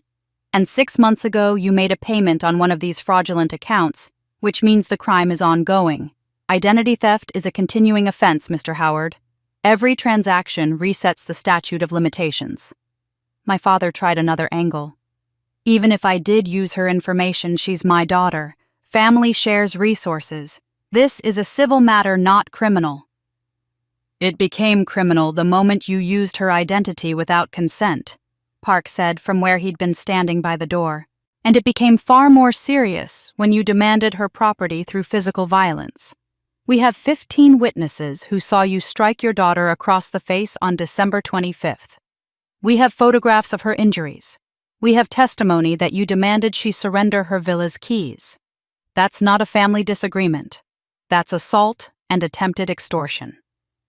Down the hall in another interview room, my mother was having her own reckoning. She denied everything, at first claimed she knew nothing about the financial fraud, that Frank had handled all the money matters. But when presented with phone records showing she'd called Northwestern University pretending to be me when confronted with the box of intercepted letters found in her closet, when shown evidence of her role in coaching Amanda to sabotage my career, her denials crumbled into sobbing admissions wrapped in justifications about being afraid, about wanting to keep the family together, about not understanding how serious it was. Amanda was called in 2 days later. She arrived with Patricia Ruiz, the social worker who'd helped her find a pro bono attorney through the Women's Crisis Center. Amanda looked like she'd aged 5 years in the past few weeks, exhausted, terrified, visibly pregnant now at nearly 5 months. Detective Rodriguez was gentler with her, recognizing what Evelyn and I had come to understand: Amanda was both perpetrator and victim, weaponized by our parents, but ultimately responsible for her own choices. "Amanda, we have security footage from Nordstrom showing you using a credit card in Danielle's name in 2021. We have email correspondence where you activated these cards, set up online accounts, and made payments to keep them from defaulting too quickly. Can you explain this?" Amanda's attorney started to speak, but Amanda interrupted, her voice breaking. "They told me to do it. Mom said Danielle owed us, that she had plenty of money and wouldn't even notice. Dad said if I didn't help them, they'd cut me off and I'd end up with nothing. I was scared. I've never had a job, never supported myself. They controlled everything: where I lived, what I drove, even who I dated.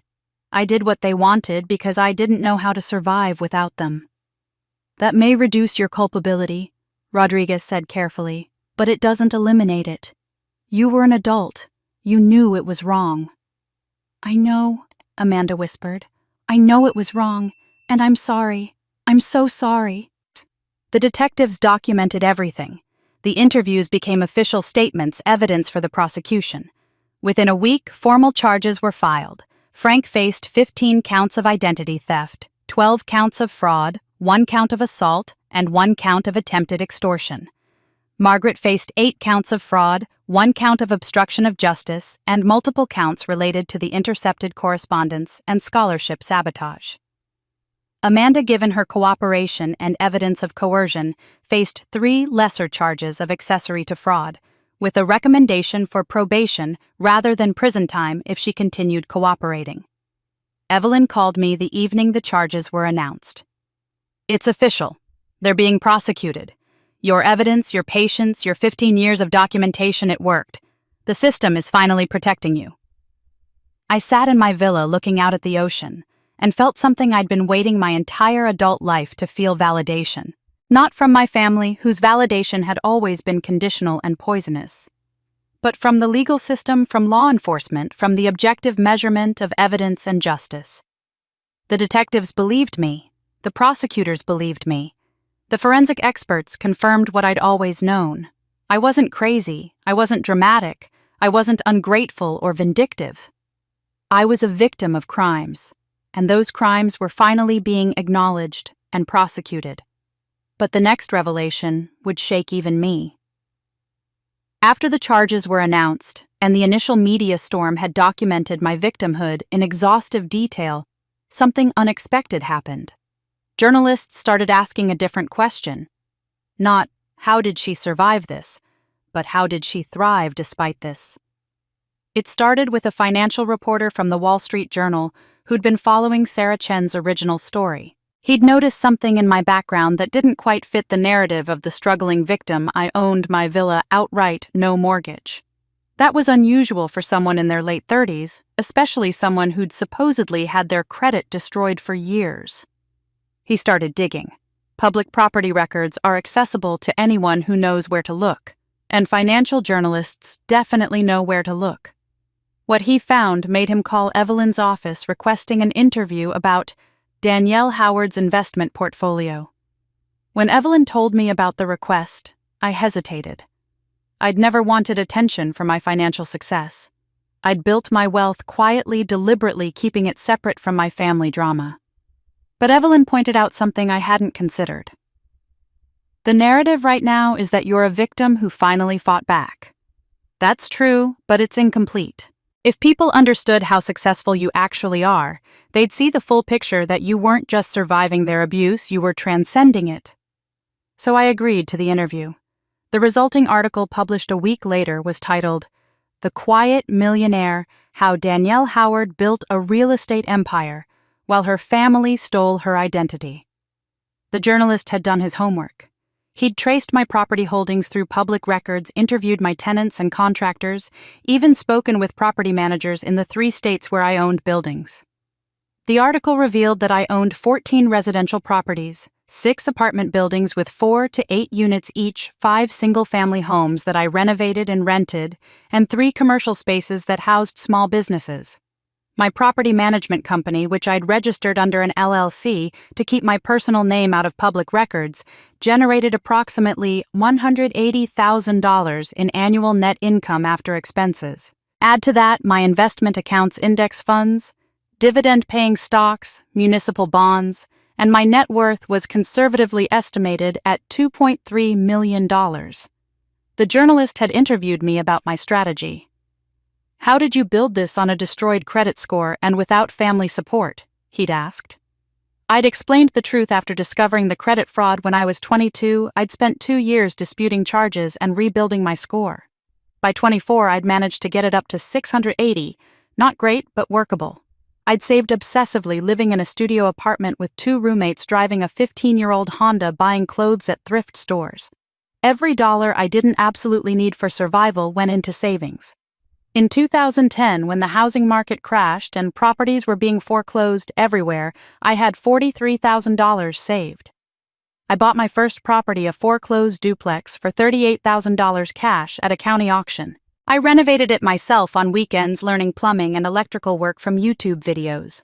Within 6 months, both units were rented at $850 per month. After expenses, I was netting $1,200 monthly. I reinvested everything, bought another foreclosed property, then another. By 2015, I had 7 properties and enough income to quit my day job and focus on real estate full-time. The villa my grandfather bought me in 2013 was the only property I didn't earn myself, but it became my base of operations, the place I could live without paying rent, so that every dollar of rental income could be reinvested. "I never wanted to be rich," I'd told the journalist. "I wanted to be free. Money was the tool to ensure no one could control me." Every property I bought was another brick in a wall between me and the people who saw me as a resource to exploit. The article went viral faster than Sarah Chen's original piece. Within days, I was being profiled in Forbes, interviewed on financial podcasts, featured in segments about women building wealth independently. The narrative had shifted. I wasn't just a victim anymore. I was a success story, a self-made millionaire who'd built an empire with discipline, intelligence, and strategic planning, while her family was actively trying to destroy her. Financial advisors analyzed my strategy on YouTube channels with hundreds of thousands of subscribers. She bought at the bottom of the market, she avoided lifestyle inflation, she leveraged rental income to scale her portfolio. This is textbook wealth building done by someone who understood that financial independence was survival. The contrast with my family became impossible to ignore. While I was buying foreclosed properties and living below my means, they were flaunting designer lifestyles funded by debt and stolen money. While I was building actual assets that generated income, my father was running Ponzi schemes and stealing from investors. While I was quietly becoming a millionaire, they were becoming criminals. My mother called me for the first time since Christmas. I almost didn't answer, but curiosity won. "You had all that money," she said without preamble, her voice raw and accusatory. "All those properties, all that wealth, and you never told us." "Why would I tell you?" I asked calmly. "So you could steal more of it." "We thought you were struggling," she said, and I could hear tears in her voice. "We thought the villa was all you had. If you'd known I was wealthy, you would have tried to take more." I finished. "That's exactly why I never told you. You saw me as a resource. If you'd known how much resource there was, you'd have tried harder to extract it." She hung up without responding. I learned later through Amanda that my father's reaction had been even more visceral. When he'd read the Wall Street Journal article, he'd thrown the newspaper across the room and shouted that I'd been hiding my success from them, that I was selfish for not sharing my wealth with family. The irony was apparently lost on him. But what struck me most was how the community's perception shifted. People who'd once looked at me with pity, poor Danielle, the overlooked daughter, now looked at me with respect, even admiration. Mrs. Patterson stopped me in the grocery store to tell me she'd recommended my property management company to her grandson. Judge Anderson, who'd witnessed the Christmas confrontation, sent me a handwritten note. "You've proven that integrity and intelligence will always outlast manipulation and theft. Well done." The power dynamic wasn't just inverted. It was obliterated. My parents had spent 38 years trying to keep me small, dependent, controllable. And I'd spent 15 years systematically building a financial fortress that made me untouchable. But with that power came a responsibility I'd been avoiding. A choice I'd been putting off for years, long before the Christmas confrontation brought everything to a head. And with power came a choice. One I had avoided for years. The choice I'd been avoiding was whether I wanted closure or simply distance. Whether I needed to face them one more time or could walk away and let the legal system handle everything. When the letter arrived from my mother 2 weeks after my financial empire was revealed to the world, that choice became unavoidable. The envelope was cream-colored, expensive stationery that my mother always used for important correspondence. Inside, her handwriting still elegant, despite the obvious tremor in some of the letters covered 2 pages. She begged for a meeting. She claimed she wanted to explain everything and make amends before it's too late. She said she understood now how much she'd hurt me and just wanted one chance to apologize face to face without lawyers or journalists or police between us. Evelyn advised against it.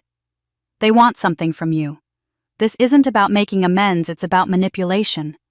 They've lost control of everything else, so now they're trying to control the narrative, control you."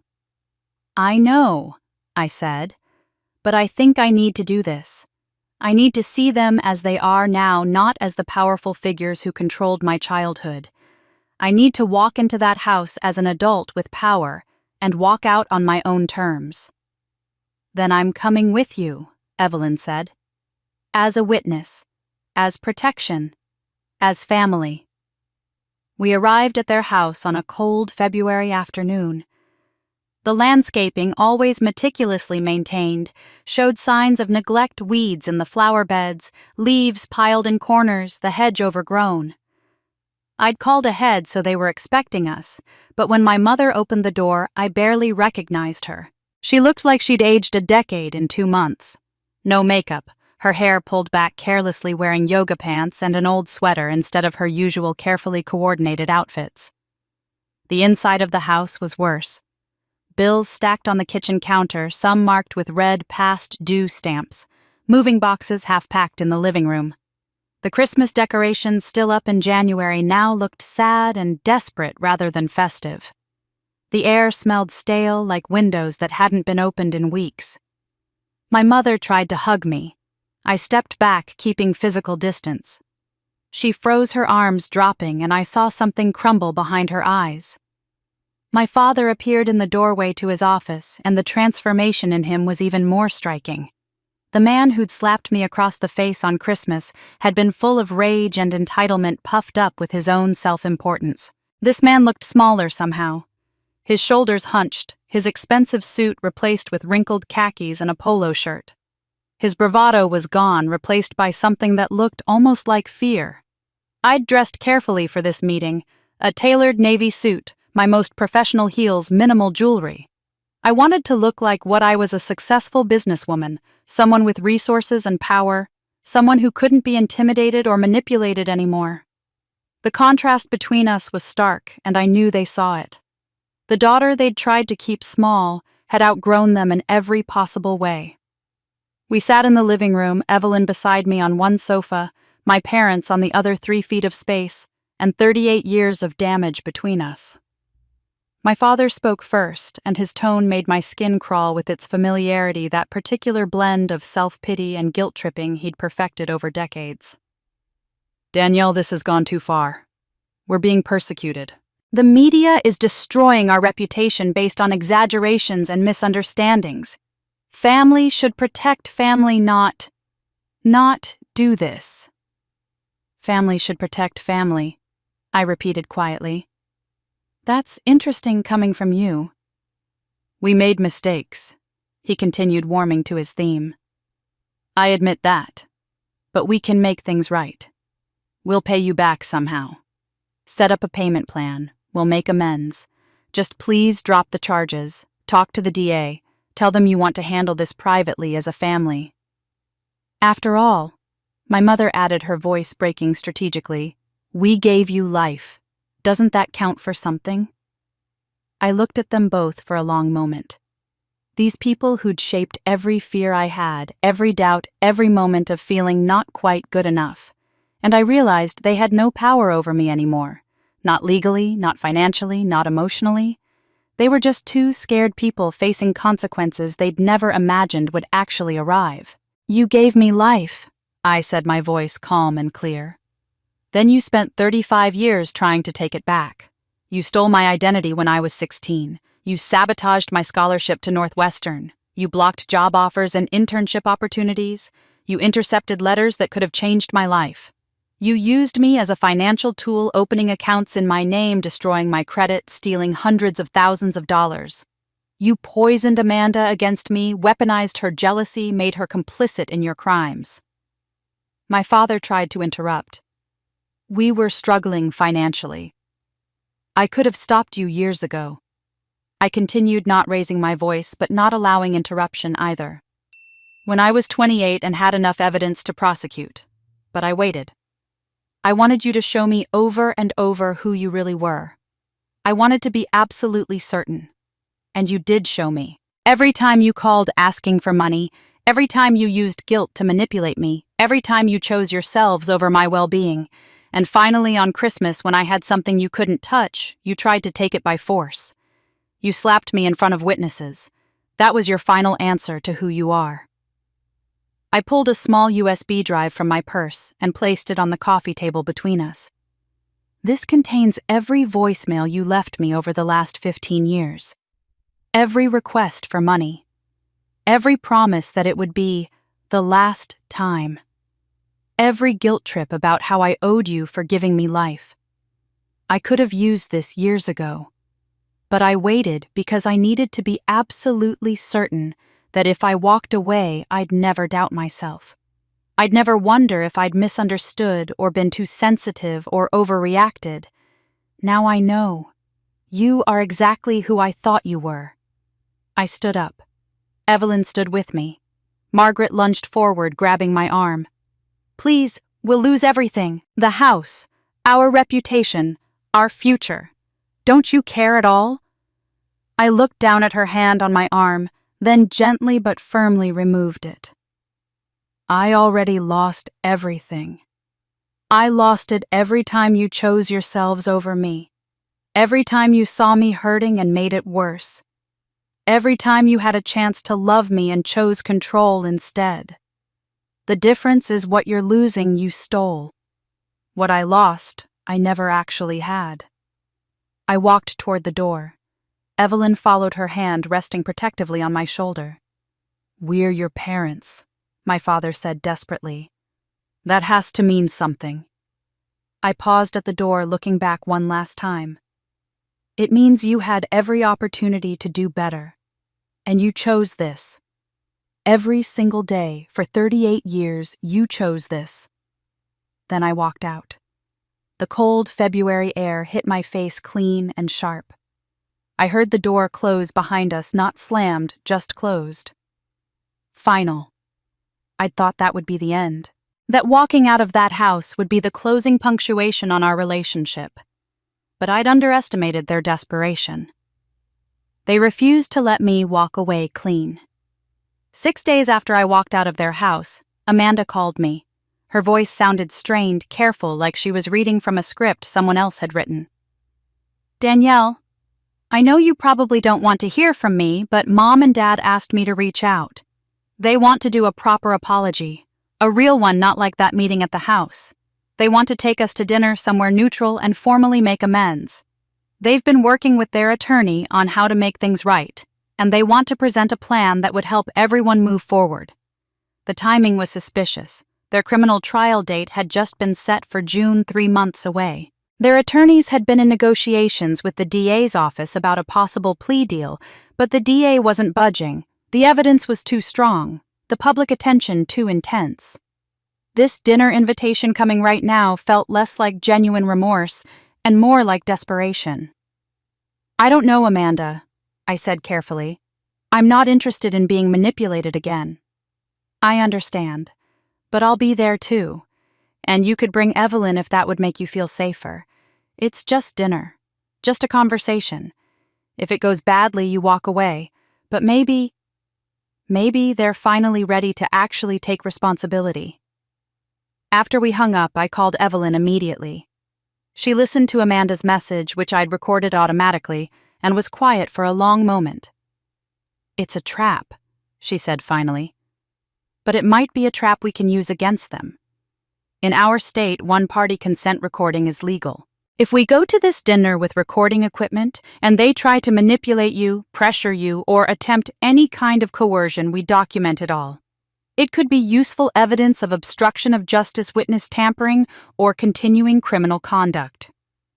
So we spring their trap and turn it into our trap," I said. "Exactly." The dinner was set for the following Tuesday at Marcello's, an upscale Italian restaurant with private dining rooms. When Evelyn and I arrived, we were shown to a secluded space with soft lighting, expensive art on the walls, and a table set for 6. My parents were already there, along with Amanda and a man I didn't recognize, middle-aged, wearing a suit that was expensive but not quite right, like he'd bought it to look the part but didn't quite understand the role. "Danielle, Evelyn, thank you for coming," my mother said, standing to greet us. She was wearing makeup again, her hair styled, dressed in one of her good outfits. The performance had resumed. "This is Gerald Mitchell, our family attorney. He's been helping us figure out how to make things right."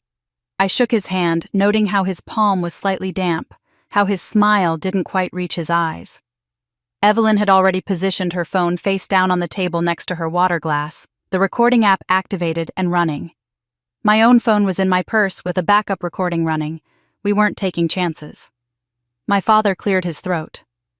"Danielle, we asked you here because we realize we've made serious mistakes. We've had time to reflect on our behavior and we want to make amends. Gerald has helped us put together a plan that we think will address the harm we've caused while allowing our family to heal and move forward together." It was the most rehearsed thing I'd ever heard him say. Every word felt calculated, chosen by an attorney to sound apologetic without actually admitting criminal liability. My mother took over, pulling out a tissue and dabbing at her eyes. "We never meant to hurt you. Everything we did, we thought we were helping the family. We made poor financial decisions and we involved you in ways that were wrong. We see that now. We want to fix it." She was careful, so careful, never saying theft or fraud or forgery. Just poor decisions and involved you in ways that were wrong. Language that could be spun as misunderstanding rather than crime. Gerald Mitchell slid a document across the table. "We've drafted a settlement agreement that we believe addresses everyone's concerns. This would allow the family to resolve these issues privately, restore relationships, and avoid the trauma of a public trial." Evelyn picked up the document and began reading, her face impassive. I watched her eyes move across the pages, saw her pause at certain sections, saw the tiny tightening around her mouth that told me she'd found something problematic.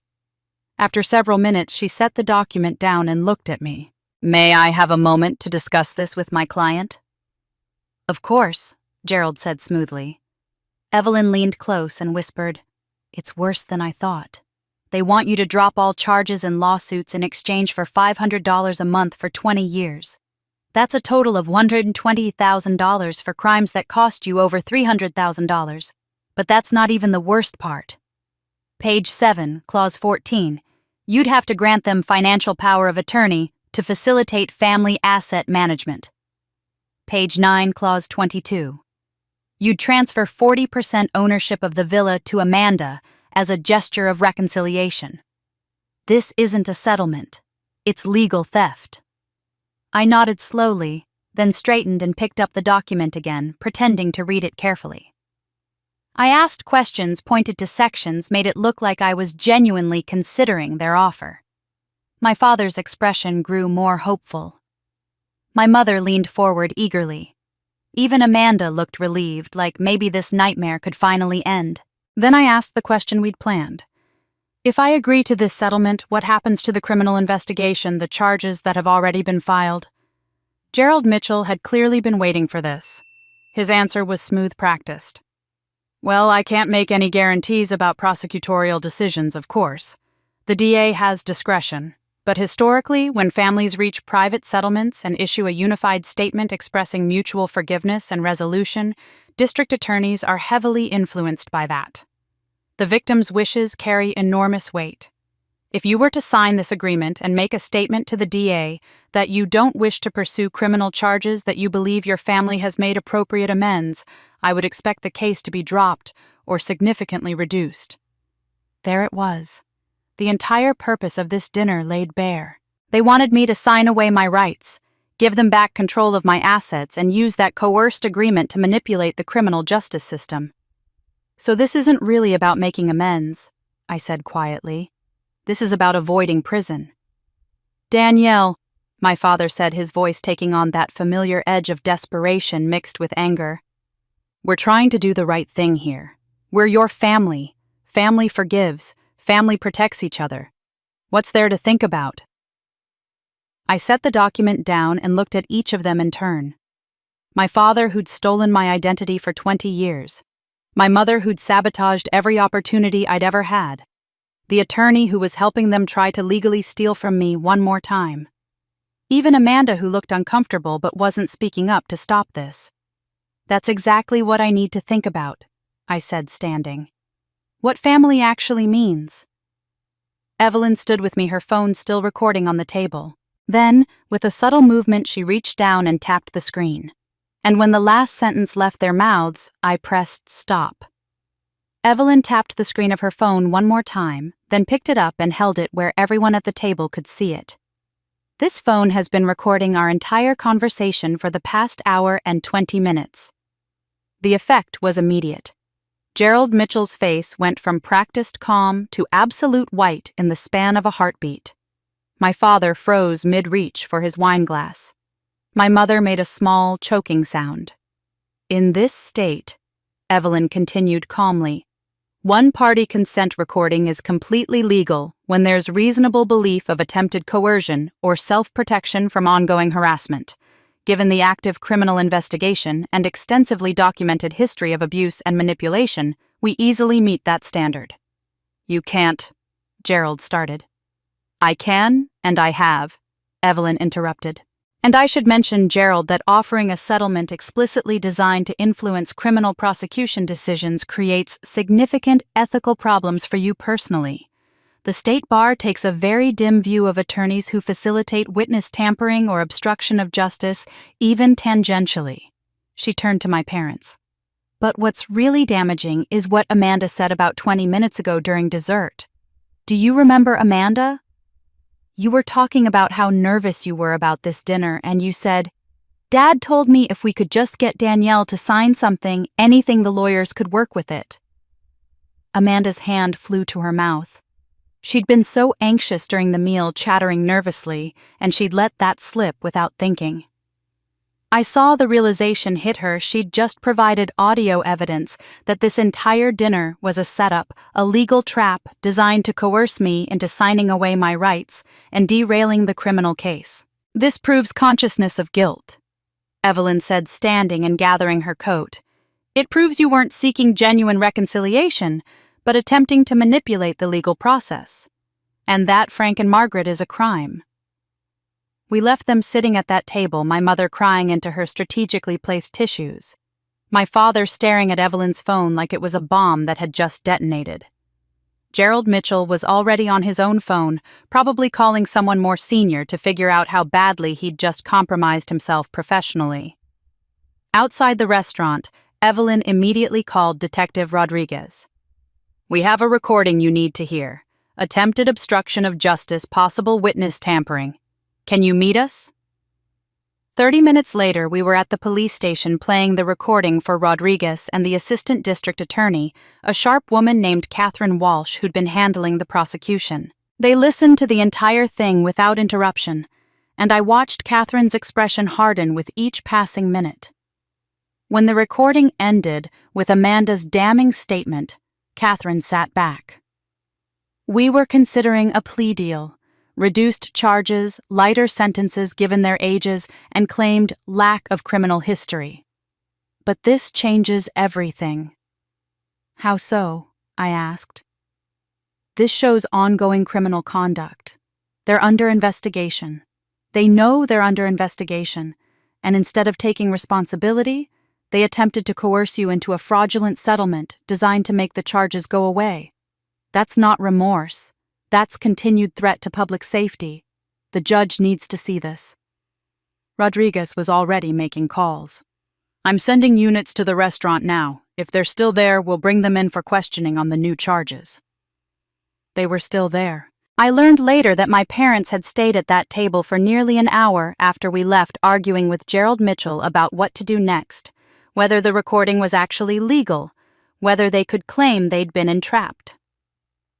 By the time 2 police officers walked into Marcello's private dining room, my father had worked himself into a state of righteous indignation, insisting this was harassment, demanding to speak to their supervisor. The officers were professional and unmoved. "Mr. and Mrs. Howard, we need you to come to the station to answer questions about potential witness tampering and obstruction of justice charges. You're not under arrest at this time, but we strongly advise you to cooperate." The walk through the main dining room was witnessed by at least 30 people. Phones came out immediately. By the time my parents were being questioned in separate interview rooms at the police station, photos and videos were already circulating on social media. Frank and Margaret Howard being escorted by police through an upscale restaurant.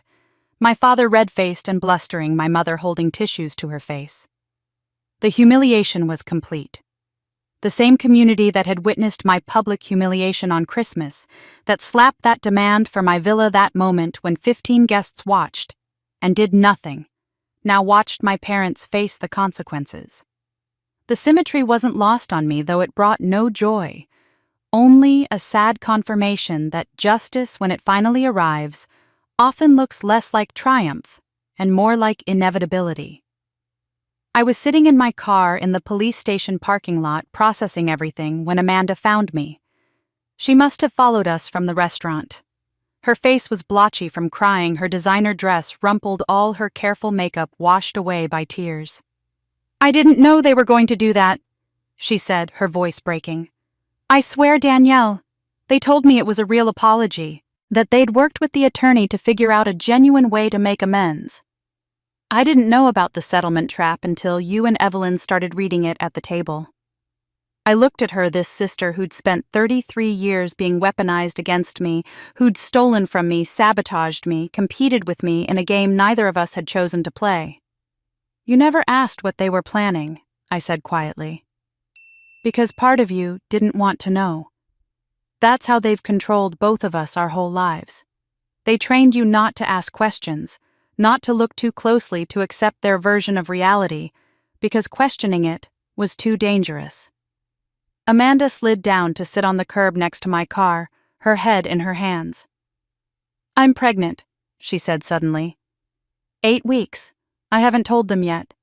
I was waiting until after this dinner because I thought if it went well, if we could be a family again, maybe they could be good grandparents, even if they were terrible parents. She looked up at me, and I saw in her eyes something I'd never seen before, actual clarity, painful and raw. "But they'll never be good grandparents.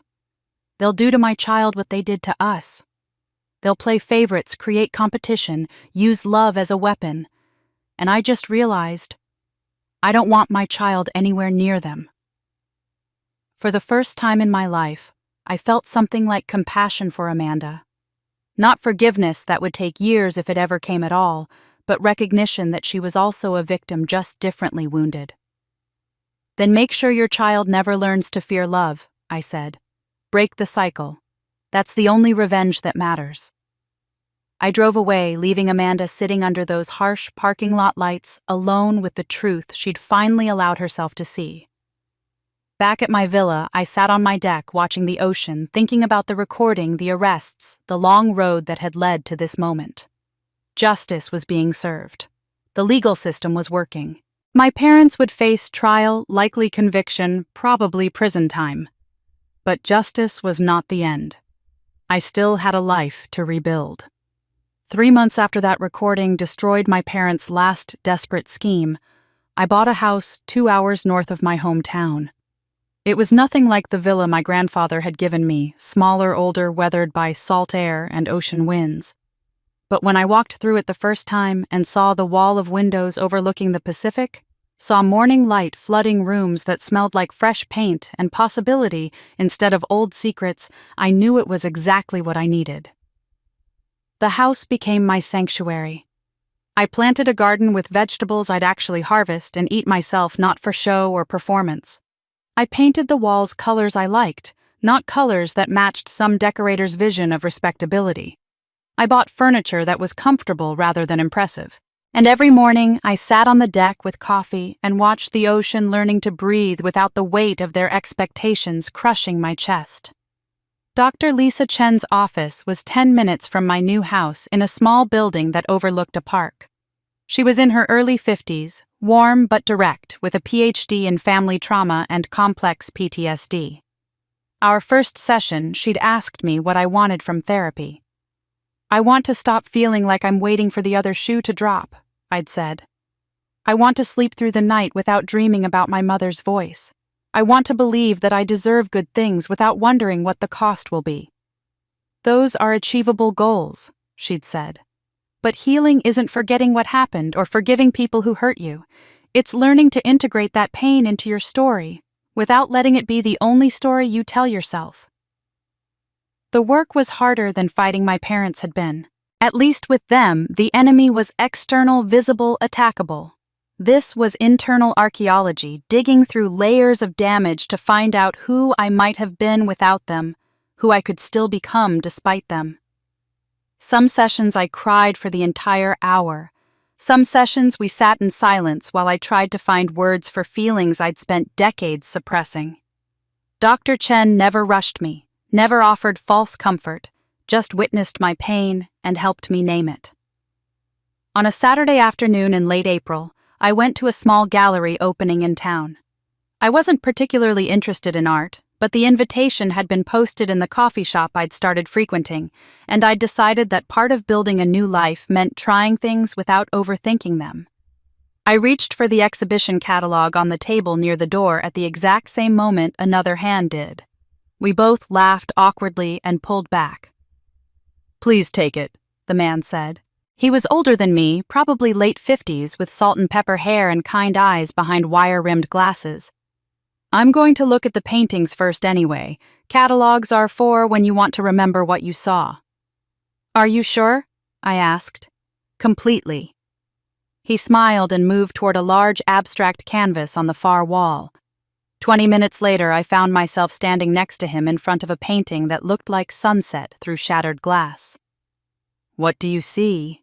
he asked conversationally, not invasive, just curious. "I have no idea," I admitted. "I don't know anything about art, but I like how it makes me feel, like something broken can still be beautiful." "My wife was a painter," he said. "She taught me that art isn't about knowing, it's about feeling. She used to say paintings are frozen moments of honesty. This one feels honest to me too." We talked for another hour. His name was Richard Castellano. He was a widower. His wife had died 4 years ago from ovarian cancer. He'd been a civil engineer but retired early after her death, and now taught woodworking classes at the community center. He didn't ask what I did, didn't pry into my life, didn't seem to recognize me from any news coverage. He just talked about art and his students, and how strange it was to rebuild a life after loss. We exchanged numbers. Over the next few weeks, we met for coffee at the shop near my house, took walks along the beach where he pointed out tide pools I'd never noticed, went to a community theater production of a play neither of us had heard of. There was an ease with Richard that I'd never experienced with anyone. No performance, no agenda, no hidden costs to his attention. He was just present, steady, comfortable in his own skin, in a way that made me feel like I could be comfortable in mine. I started to imagine what healing might actually look like. The scholarship fund I'd established in my grandfather's name accepted its first 5 recipients. Foster kids pursuing education, getting the chances my mother had stolen from me. I reconnected with college friends I'd let drift away during the years of managing my family's toxicity. I laughed at Richard's terrible jokes. I slept through the night more often than not. Then one evening in early May, as I was chopping vegetables for dinner in my sun-filled kitchen, my phone rang. Amanda's name appeared on the screen. I hadn't spoken to her since that night in the parking lot, though I'd heard through legal channels that she was cooperating fully with prosecutors and had moved to an apartment on the opposite side of town from our parents.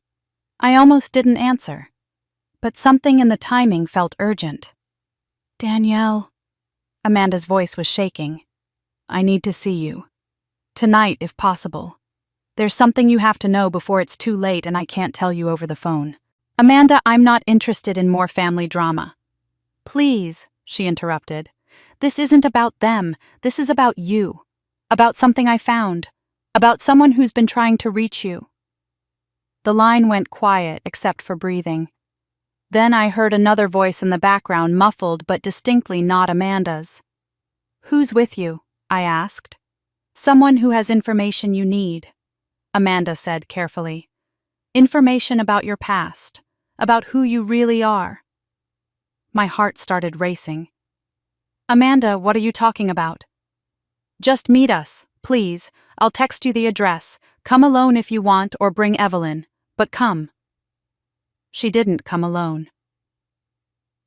Amanda's car pulled into my driveway 40 minutes later, just as the sun was setting over the ocean.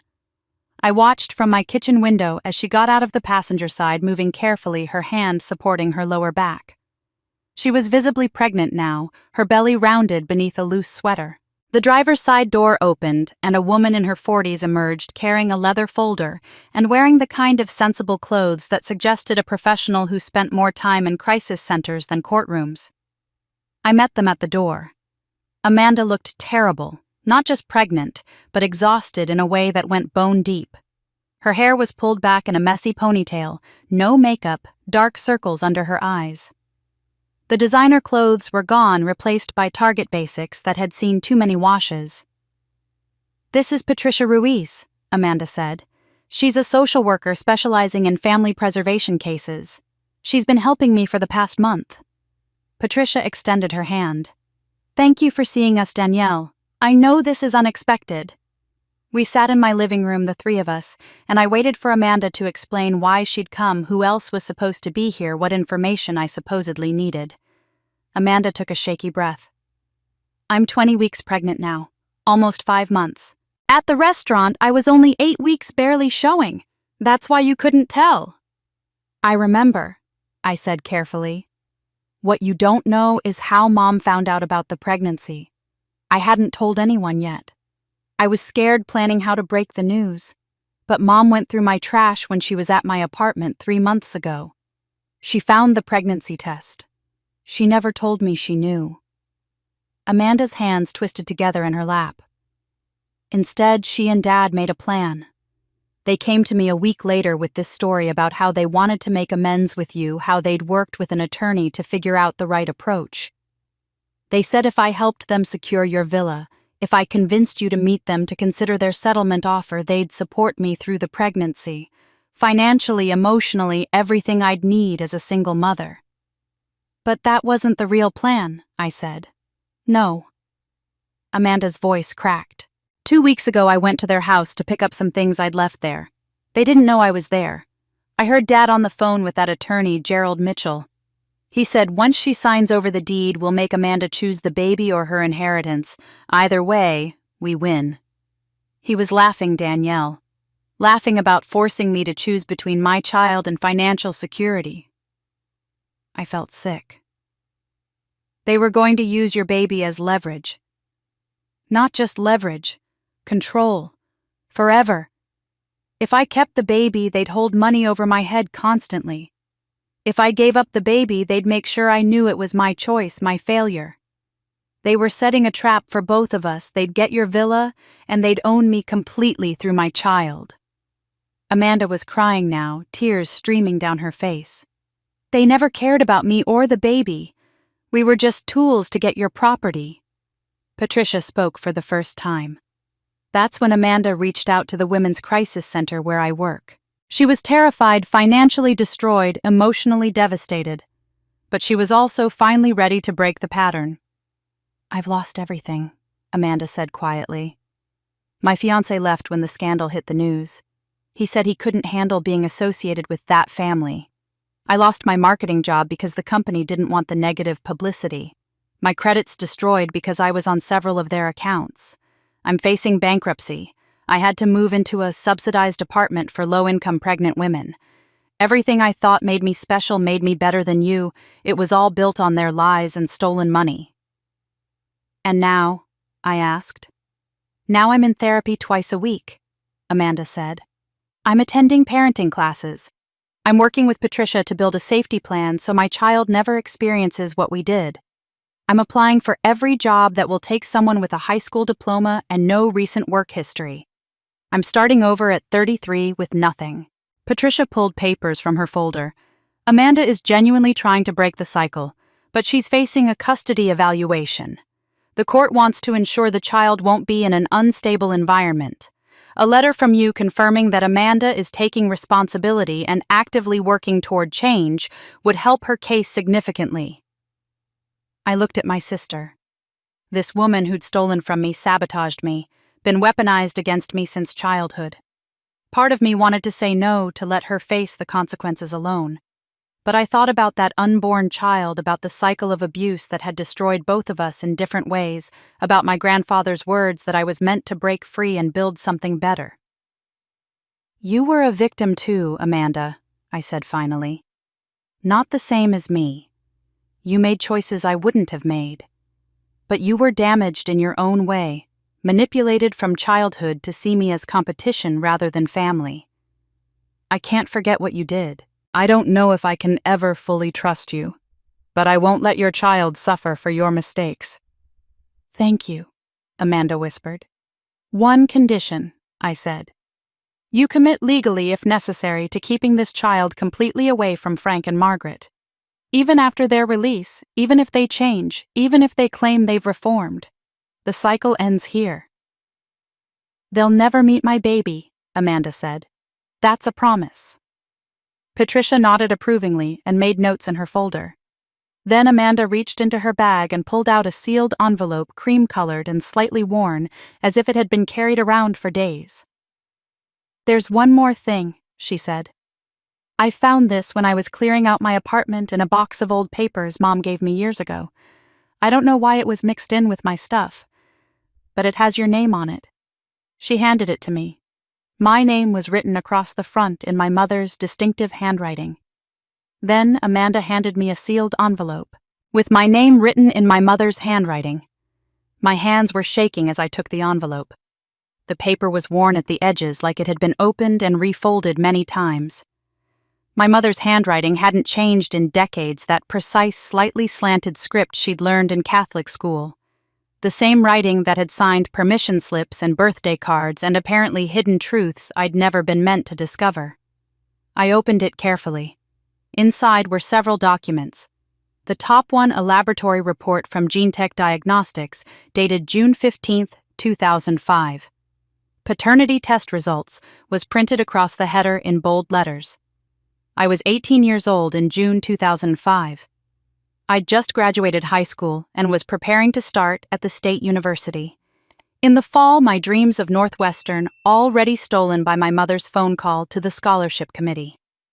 The results were clinical definitive, probability of paternity, 0%. Frank Howard is excluded as the biological father of Danielle Marie Howard. I read it 3 times before the words made sense.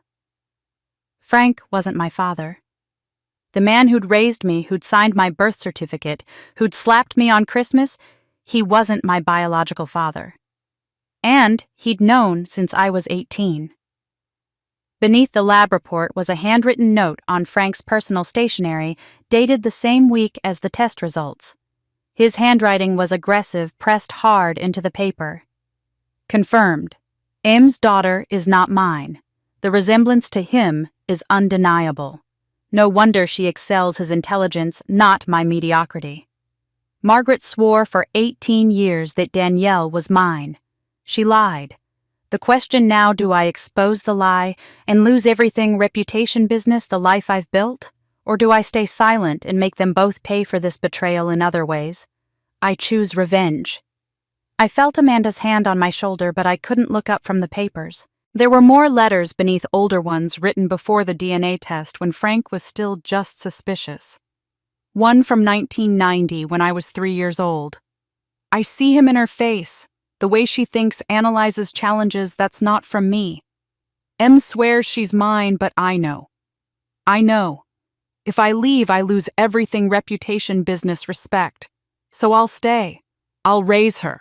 But I'll make goddamn sure she never flies too high, never proves she's better than my actual children, never makes me look like the fool who raised another man's genius kid. Another from 2006, a year after the DNA confirmation. Every scholarship Danielle wins is a reminder of my inadequacy. Every achievement is proof M loved him more than me. So I'll clip her wings. I'll burden her with debt. I'll make sure she knows without ever saying why that she will never escape my shadow. This is my revenge. Long, slow, perfect. I set the letters down because I couldn't hold them anymore. My hands were shaking too badly. 38 years of abuse suddenly had a different context. Frank hadn't just been a greedy, controlling father. He'd been a man raising another man's child, knowing it and punishing me for the crime of existing as proof of his wife's betrayal. "There's one more thing," Amanda said softly, pulling out a yellowed newspaper clipping. The headline read, "Local Teacher Dies in Highway Collision." The article was dated November 12, 1986. The victim's name was Marcus Grant, age 32, a high school social studies teacher described by colleagues as brilliant, dedicated, and beloved by his students. He'd been engaged to be married in October, but the wedding had been postponed. He died when his car was hit by a drunk driver on Interstate 5. "That's Evelyn's last name," Amanda whispered. "Grant." My breath caught in my chest. I stood up the papers scattering and pulled out my phone with shaking hands. I called Evelyn and somehow managed to say, "I need you to come to my house, now, please." She arrived 50 minutes later, breaking every speed limit between our houses. I met her at the door and wordlessly handed her the newspaper clipping. Evelyn looked at it, and for the first time since I'd known her, her composure completely shattered. Tears streamed down her face as she sank into my couch, the clipping held in both hands like something precious and unbearably painful. "Marcus was my fiancé," she said, her voice breaking. "We were going to be married in the fall of 1986. He was a high school teacher, brilliant, kind, passionate about education and social justice. He believed every student deserved a chance regardless of where they came from. Your mother was his student teacher that spring. She was beautiful, ambitious, working her way through college. I introduced them." She laughed bitterly through her tears. "I introduced them." "They had an affair," I said. "She was 22. He was 32. I didn't know until after he died. Margaret came to his funeral sobbing, and I thought she was just grieving a mentor. I didn't know she was grieving the father of the child she was carrying. She married Frank 6 months later. You were born 7 months after the wedding." I sat down next to Evelyn, the weight of this truth settling over me. "I'm Marcus's daughter. When I saw you 8 years ago at the law firm, I saw his eyes.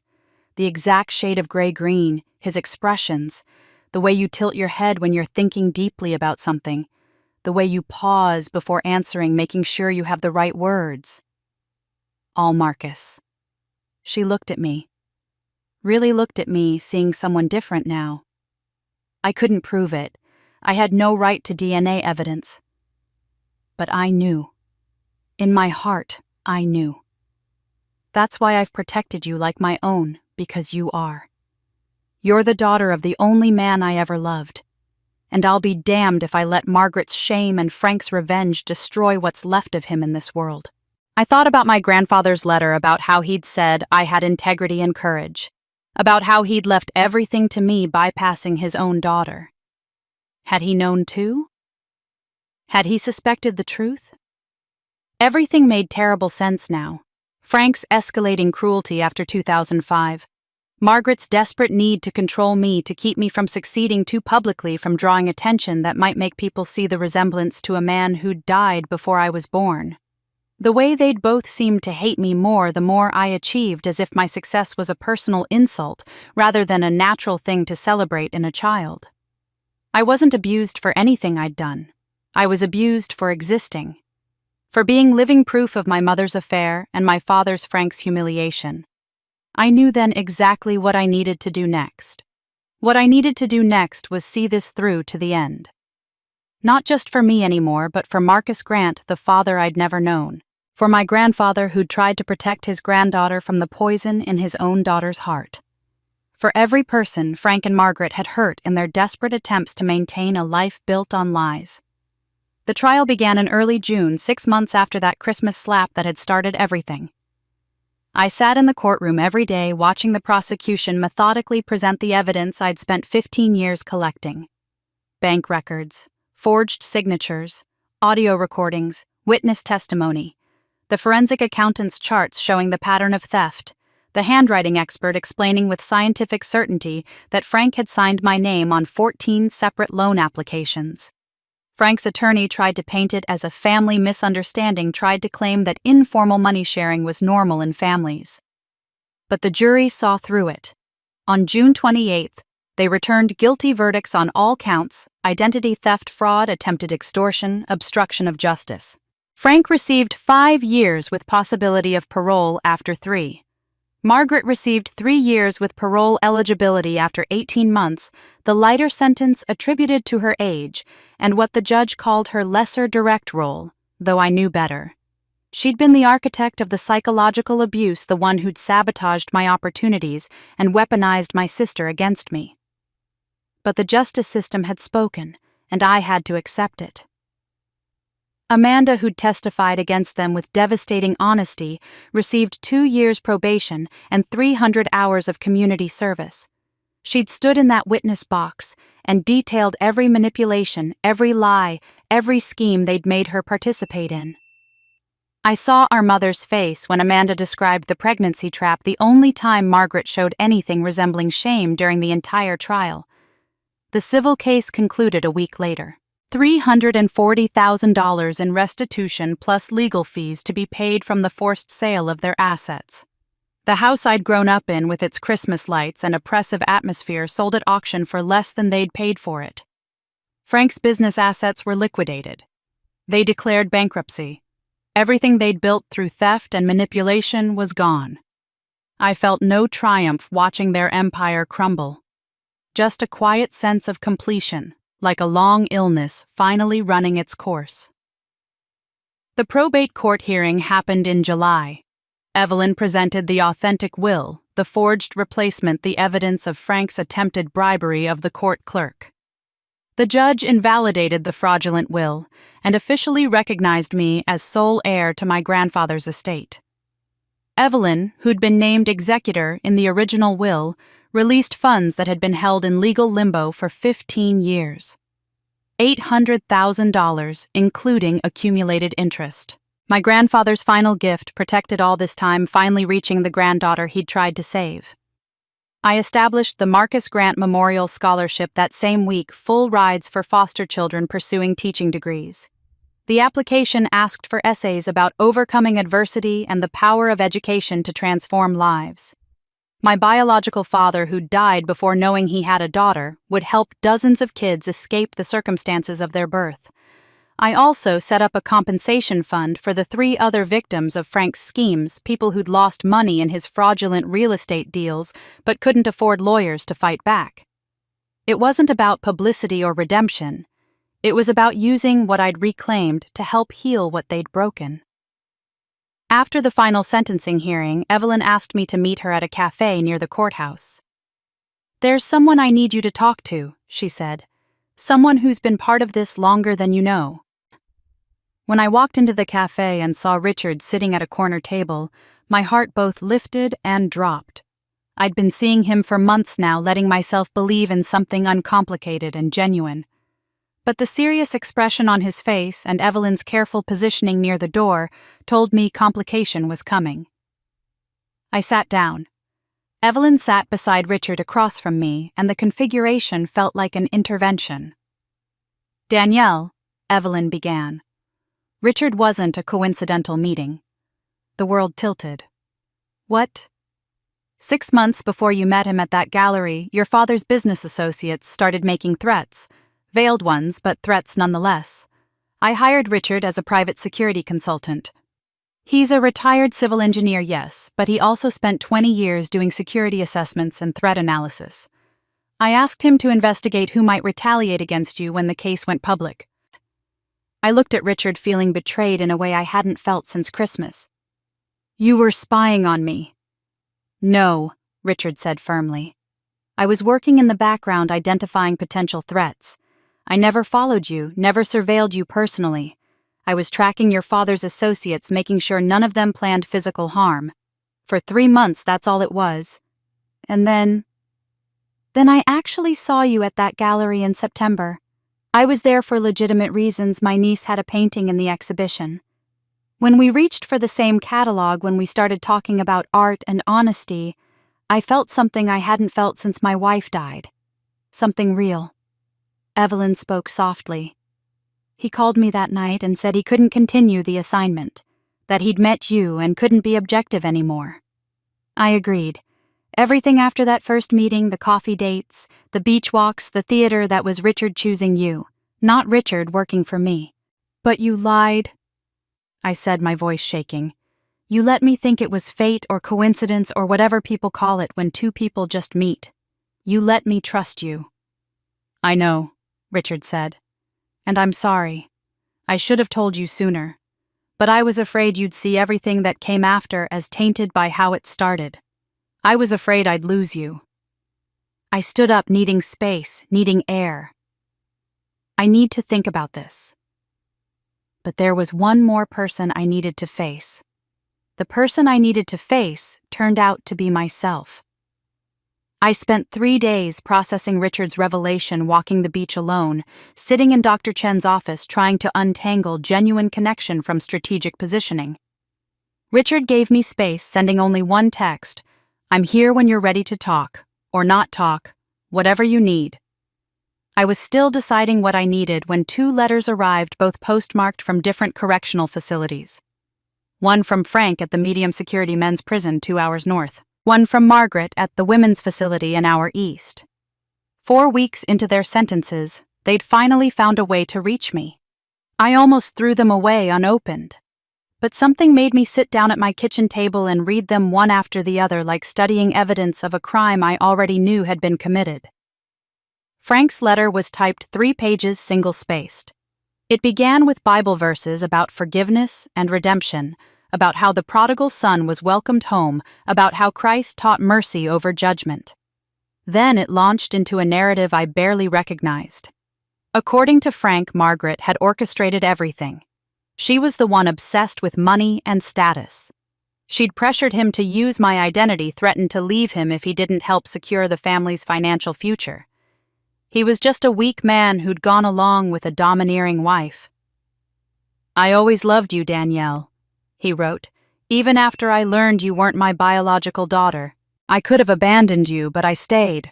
I raised you. Doesn't that count for something?" The letter concluded with a request for me to write to the parole board supporting his early release. "Prison has taught me humility," he wrote. "I've had time to reflect on my mistakes, and I'm ready to make genuine amends.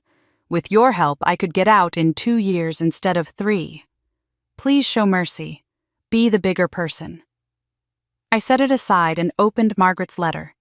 This one was handwritten, 5 pages of cramped script that looked like it had been written and rewritten multiple times based on the crossed-out words and insertions. She wrote about growing up in foster care, about sleeping in beds that smelled like urine, wearing donated clothes that never fit right, being treated like she was worthless. She described her terror of poverty, her desperation to build a life where she'd never be vulnerable again. "Everything I did came from that fear," she wrote. "I know I hurt you. I see now that I projected my shame onto you. When I saw you succeeding so easily without hiding who you were, it threatened everything I'd built on lies." The apology was buried in page 3. "I'm deeply sorry for the pain I caused, but please understand, sweetheart, I only wanted you to have a better life than I did. I wanted you to be safe, secure, never struggling like I struggled. I went about it all wrong, but my intentions were always love." The letter ended with a request that made my stomach turn. "Amanda tells me she's having a girl. I know I don't deserve to be called grandmother, but maybe after I've served my time and proven I've changed, you could bring the baby to visit. I could be the grandmother I should have been the mother. Everyone deserves a second chance." I sat with both letters for 3 days, feeling the old familiar pull. The conditioning ran deep, 38 years of being trained to meet their needs, to carry their emotional weight, to be the one who fixed things and kept the peace. Part of me wanted to write back, wanted to believe Frank's claims of humility or Margaret's framing of fear-based love. I called Dr. Chen and read both letters aloud in our next session. When I finished, she was quiet for a moment. Then she asked, "Do these letters ask how you're doing? Do they inquire about your healing, your well-being, your life now that you're free of them?" I looked down at the pages spread across her coffee table. "No." "Do they acknowledge the full scope of what they did without qualification or excuse?" "No." Frank blames Margaret. Margaret blames her trauma. "Do they offer anything without asking for something in return?"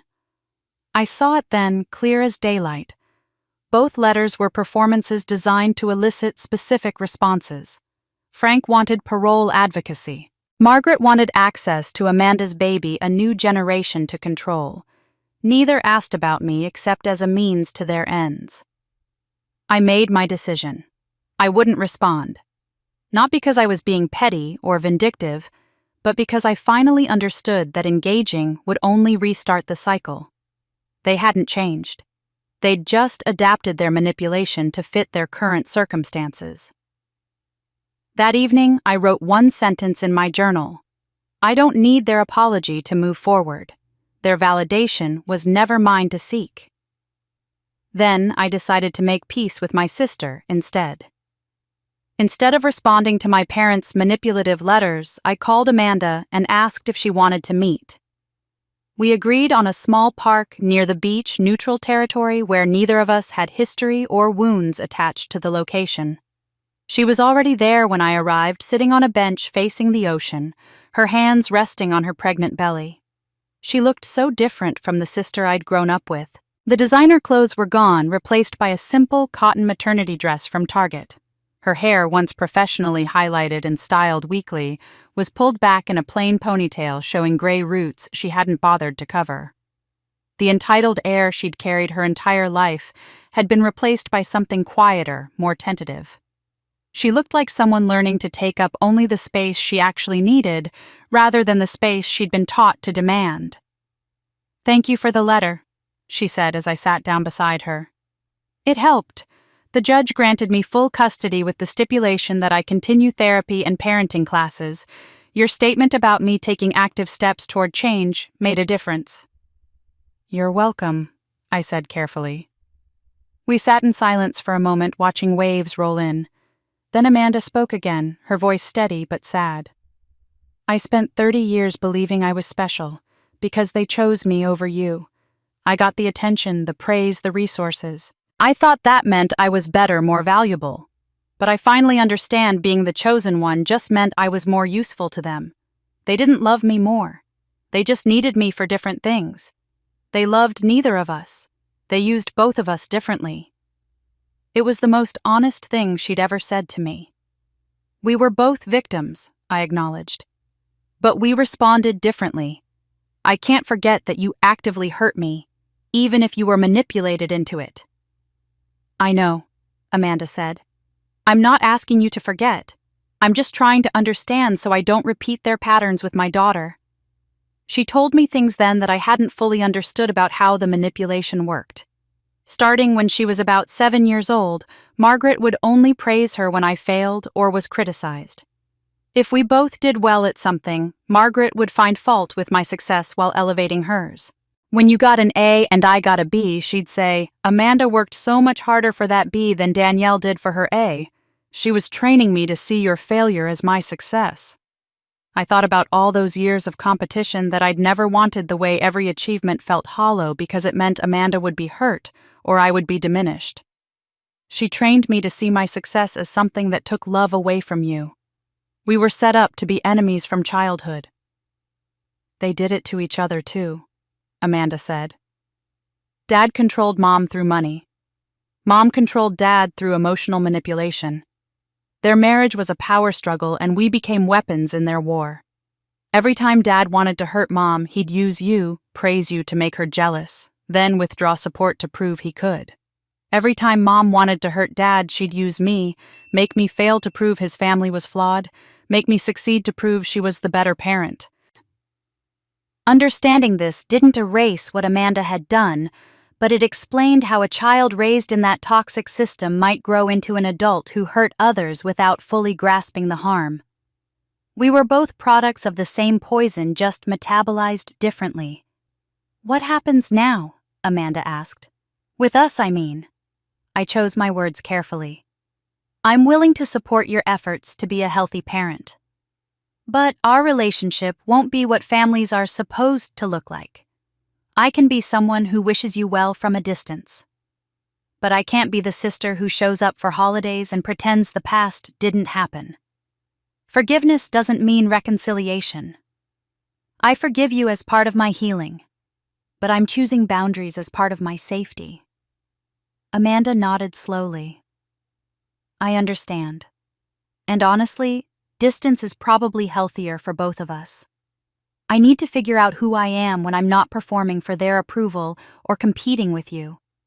I've never just been myself. We sat together a while longer watching the ocean, two sisters who'd been weaponized against each other, finally choosing peace over proximity.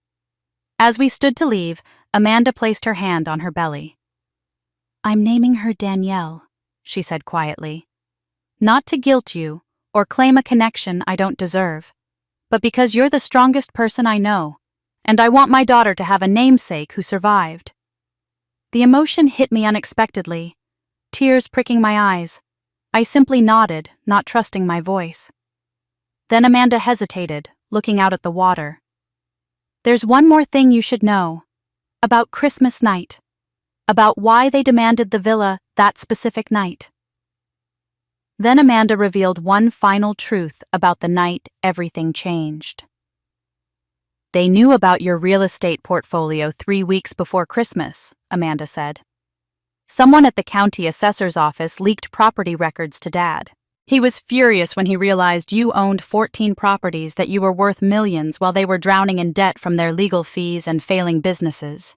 The villa demand wasn't spontaneous. It was calculated desperation. She pulled another envelope from her bag, this one thicker bulging with papers. I found these with the DNA test. Letters Mom wrote but never sent. I almost didn't bring them. But I think you need to understand who she was, even if it doesn't change what she did. The letters inside were dated sporadically across 25 years, written on different types of paper, notebook pages, stationery, even the back of grocery lists. A secret journal of my mother's conscience if she'd had one. The earliest from 1995, when I was 8 years old, was written in her precise handwriting. I see Danielle succeeding, and instead of pride, I feel threatened. Why she's my daughter. I should want this. But every achievement reminds me of what I gave up. I was smart too. I had dreams too. But I chose this life, marriage, motherhood, respectability, and now I watch her choose differently, and it feels like judgment. Another from 1998.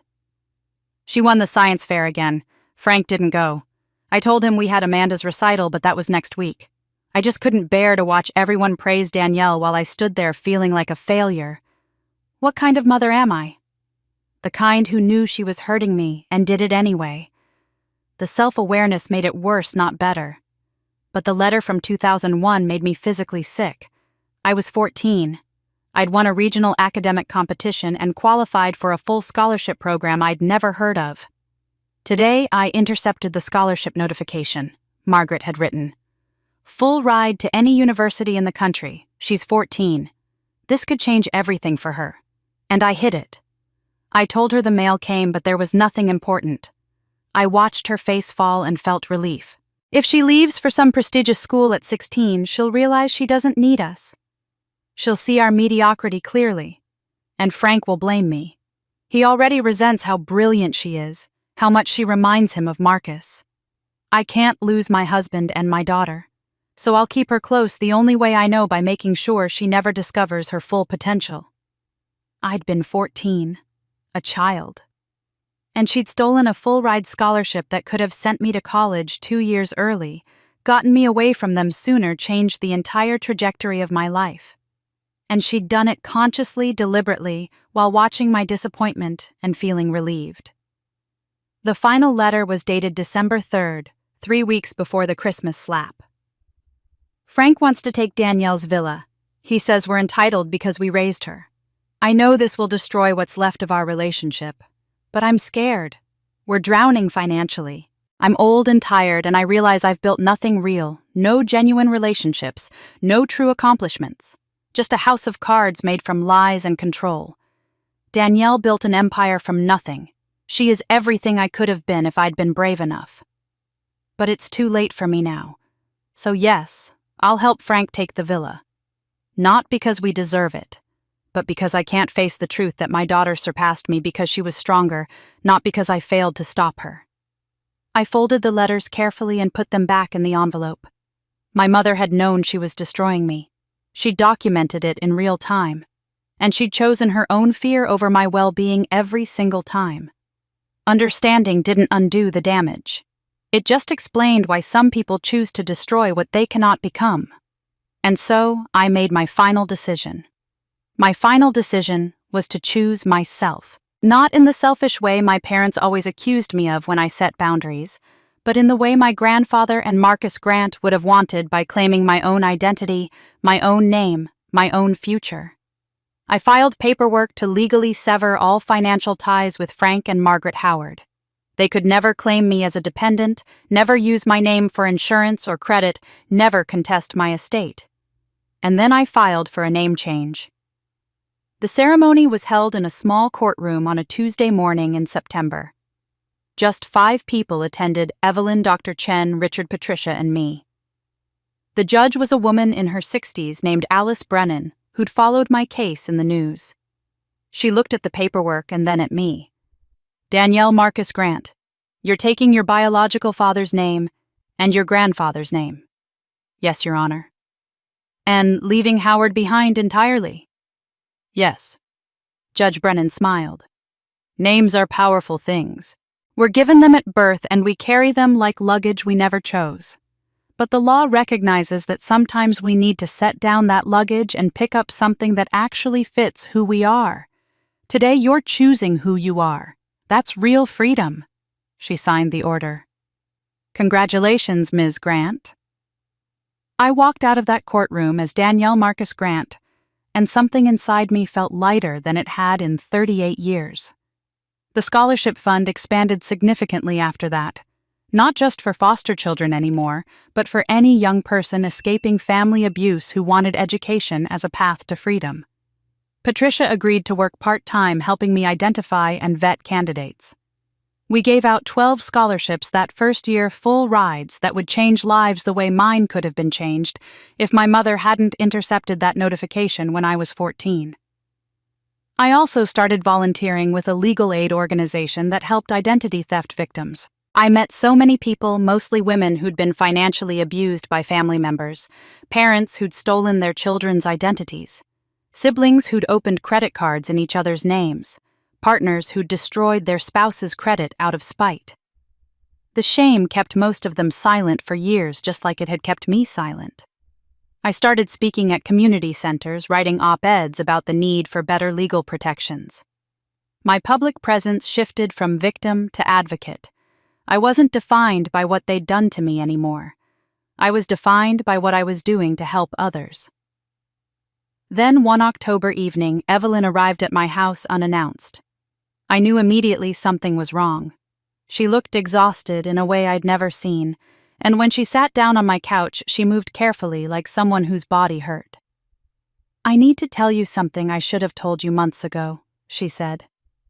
"I have stage 3B lung cancer. I was diagnosed 8 months ago, right before your Christmas call." The world stopped. 8 months. You've known for 8 months. The doctors gave me 12 to 18 months with treatment. I'm at month 9 now. Why didn't you tell me? I felt betrayed, scared, devastated all at once. Because you needed me to be strong, Evelyn said gently. You were fighting for your life. I chose to use my remaining time to help you win that fight. I've lived 72 good years. What's a few months of discomfort compared to giving you a lifetime of freedom? Tears were streaming down my face.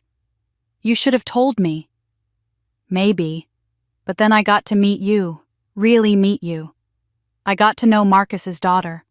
I got to do what I couldn't do for Margaret, help someone I love escape the prison of shame and fear. She took my hand. That's enough, Danielle. That's more than enough.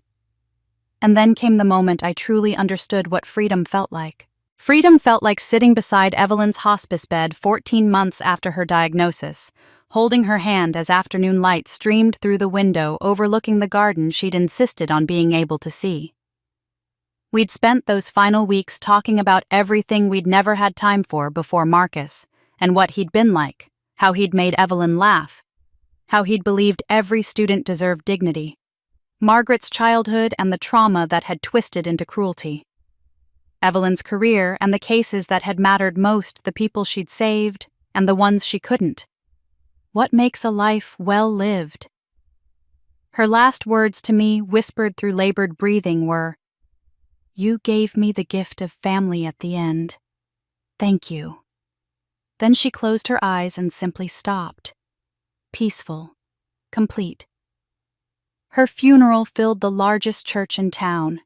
Former clients she'd helped escape abuse. Young lawyers she'd mentored who now fought for justice themselves.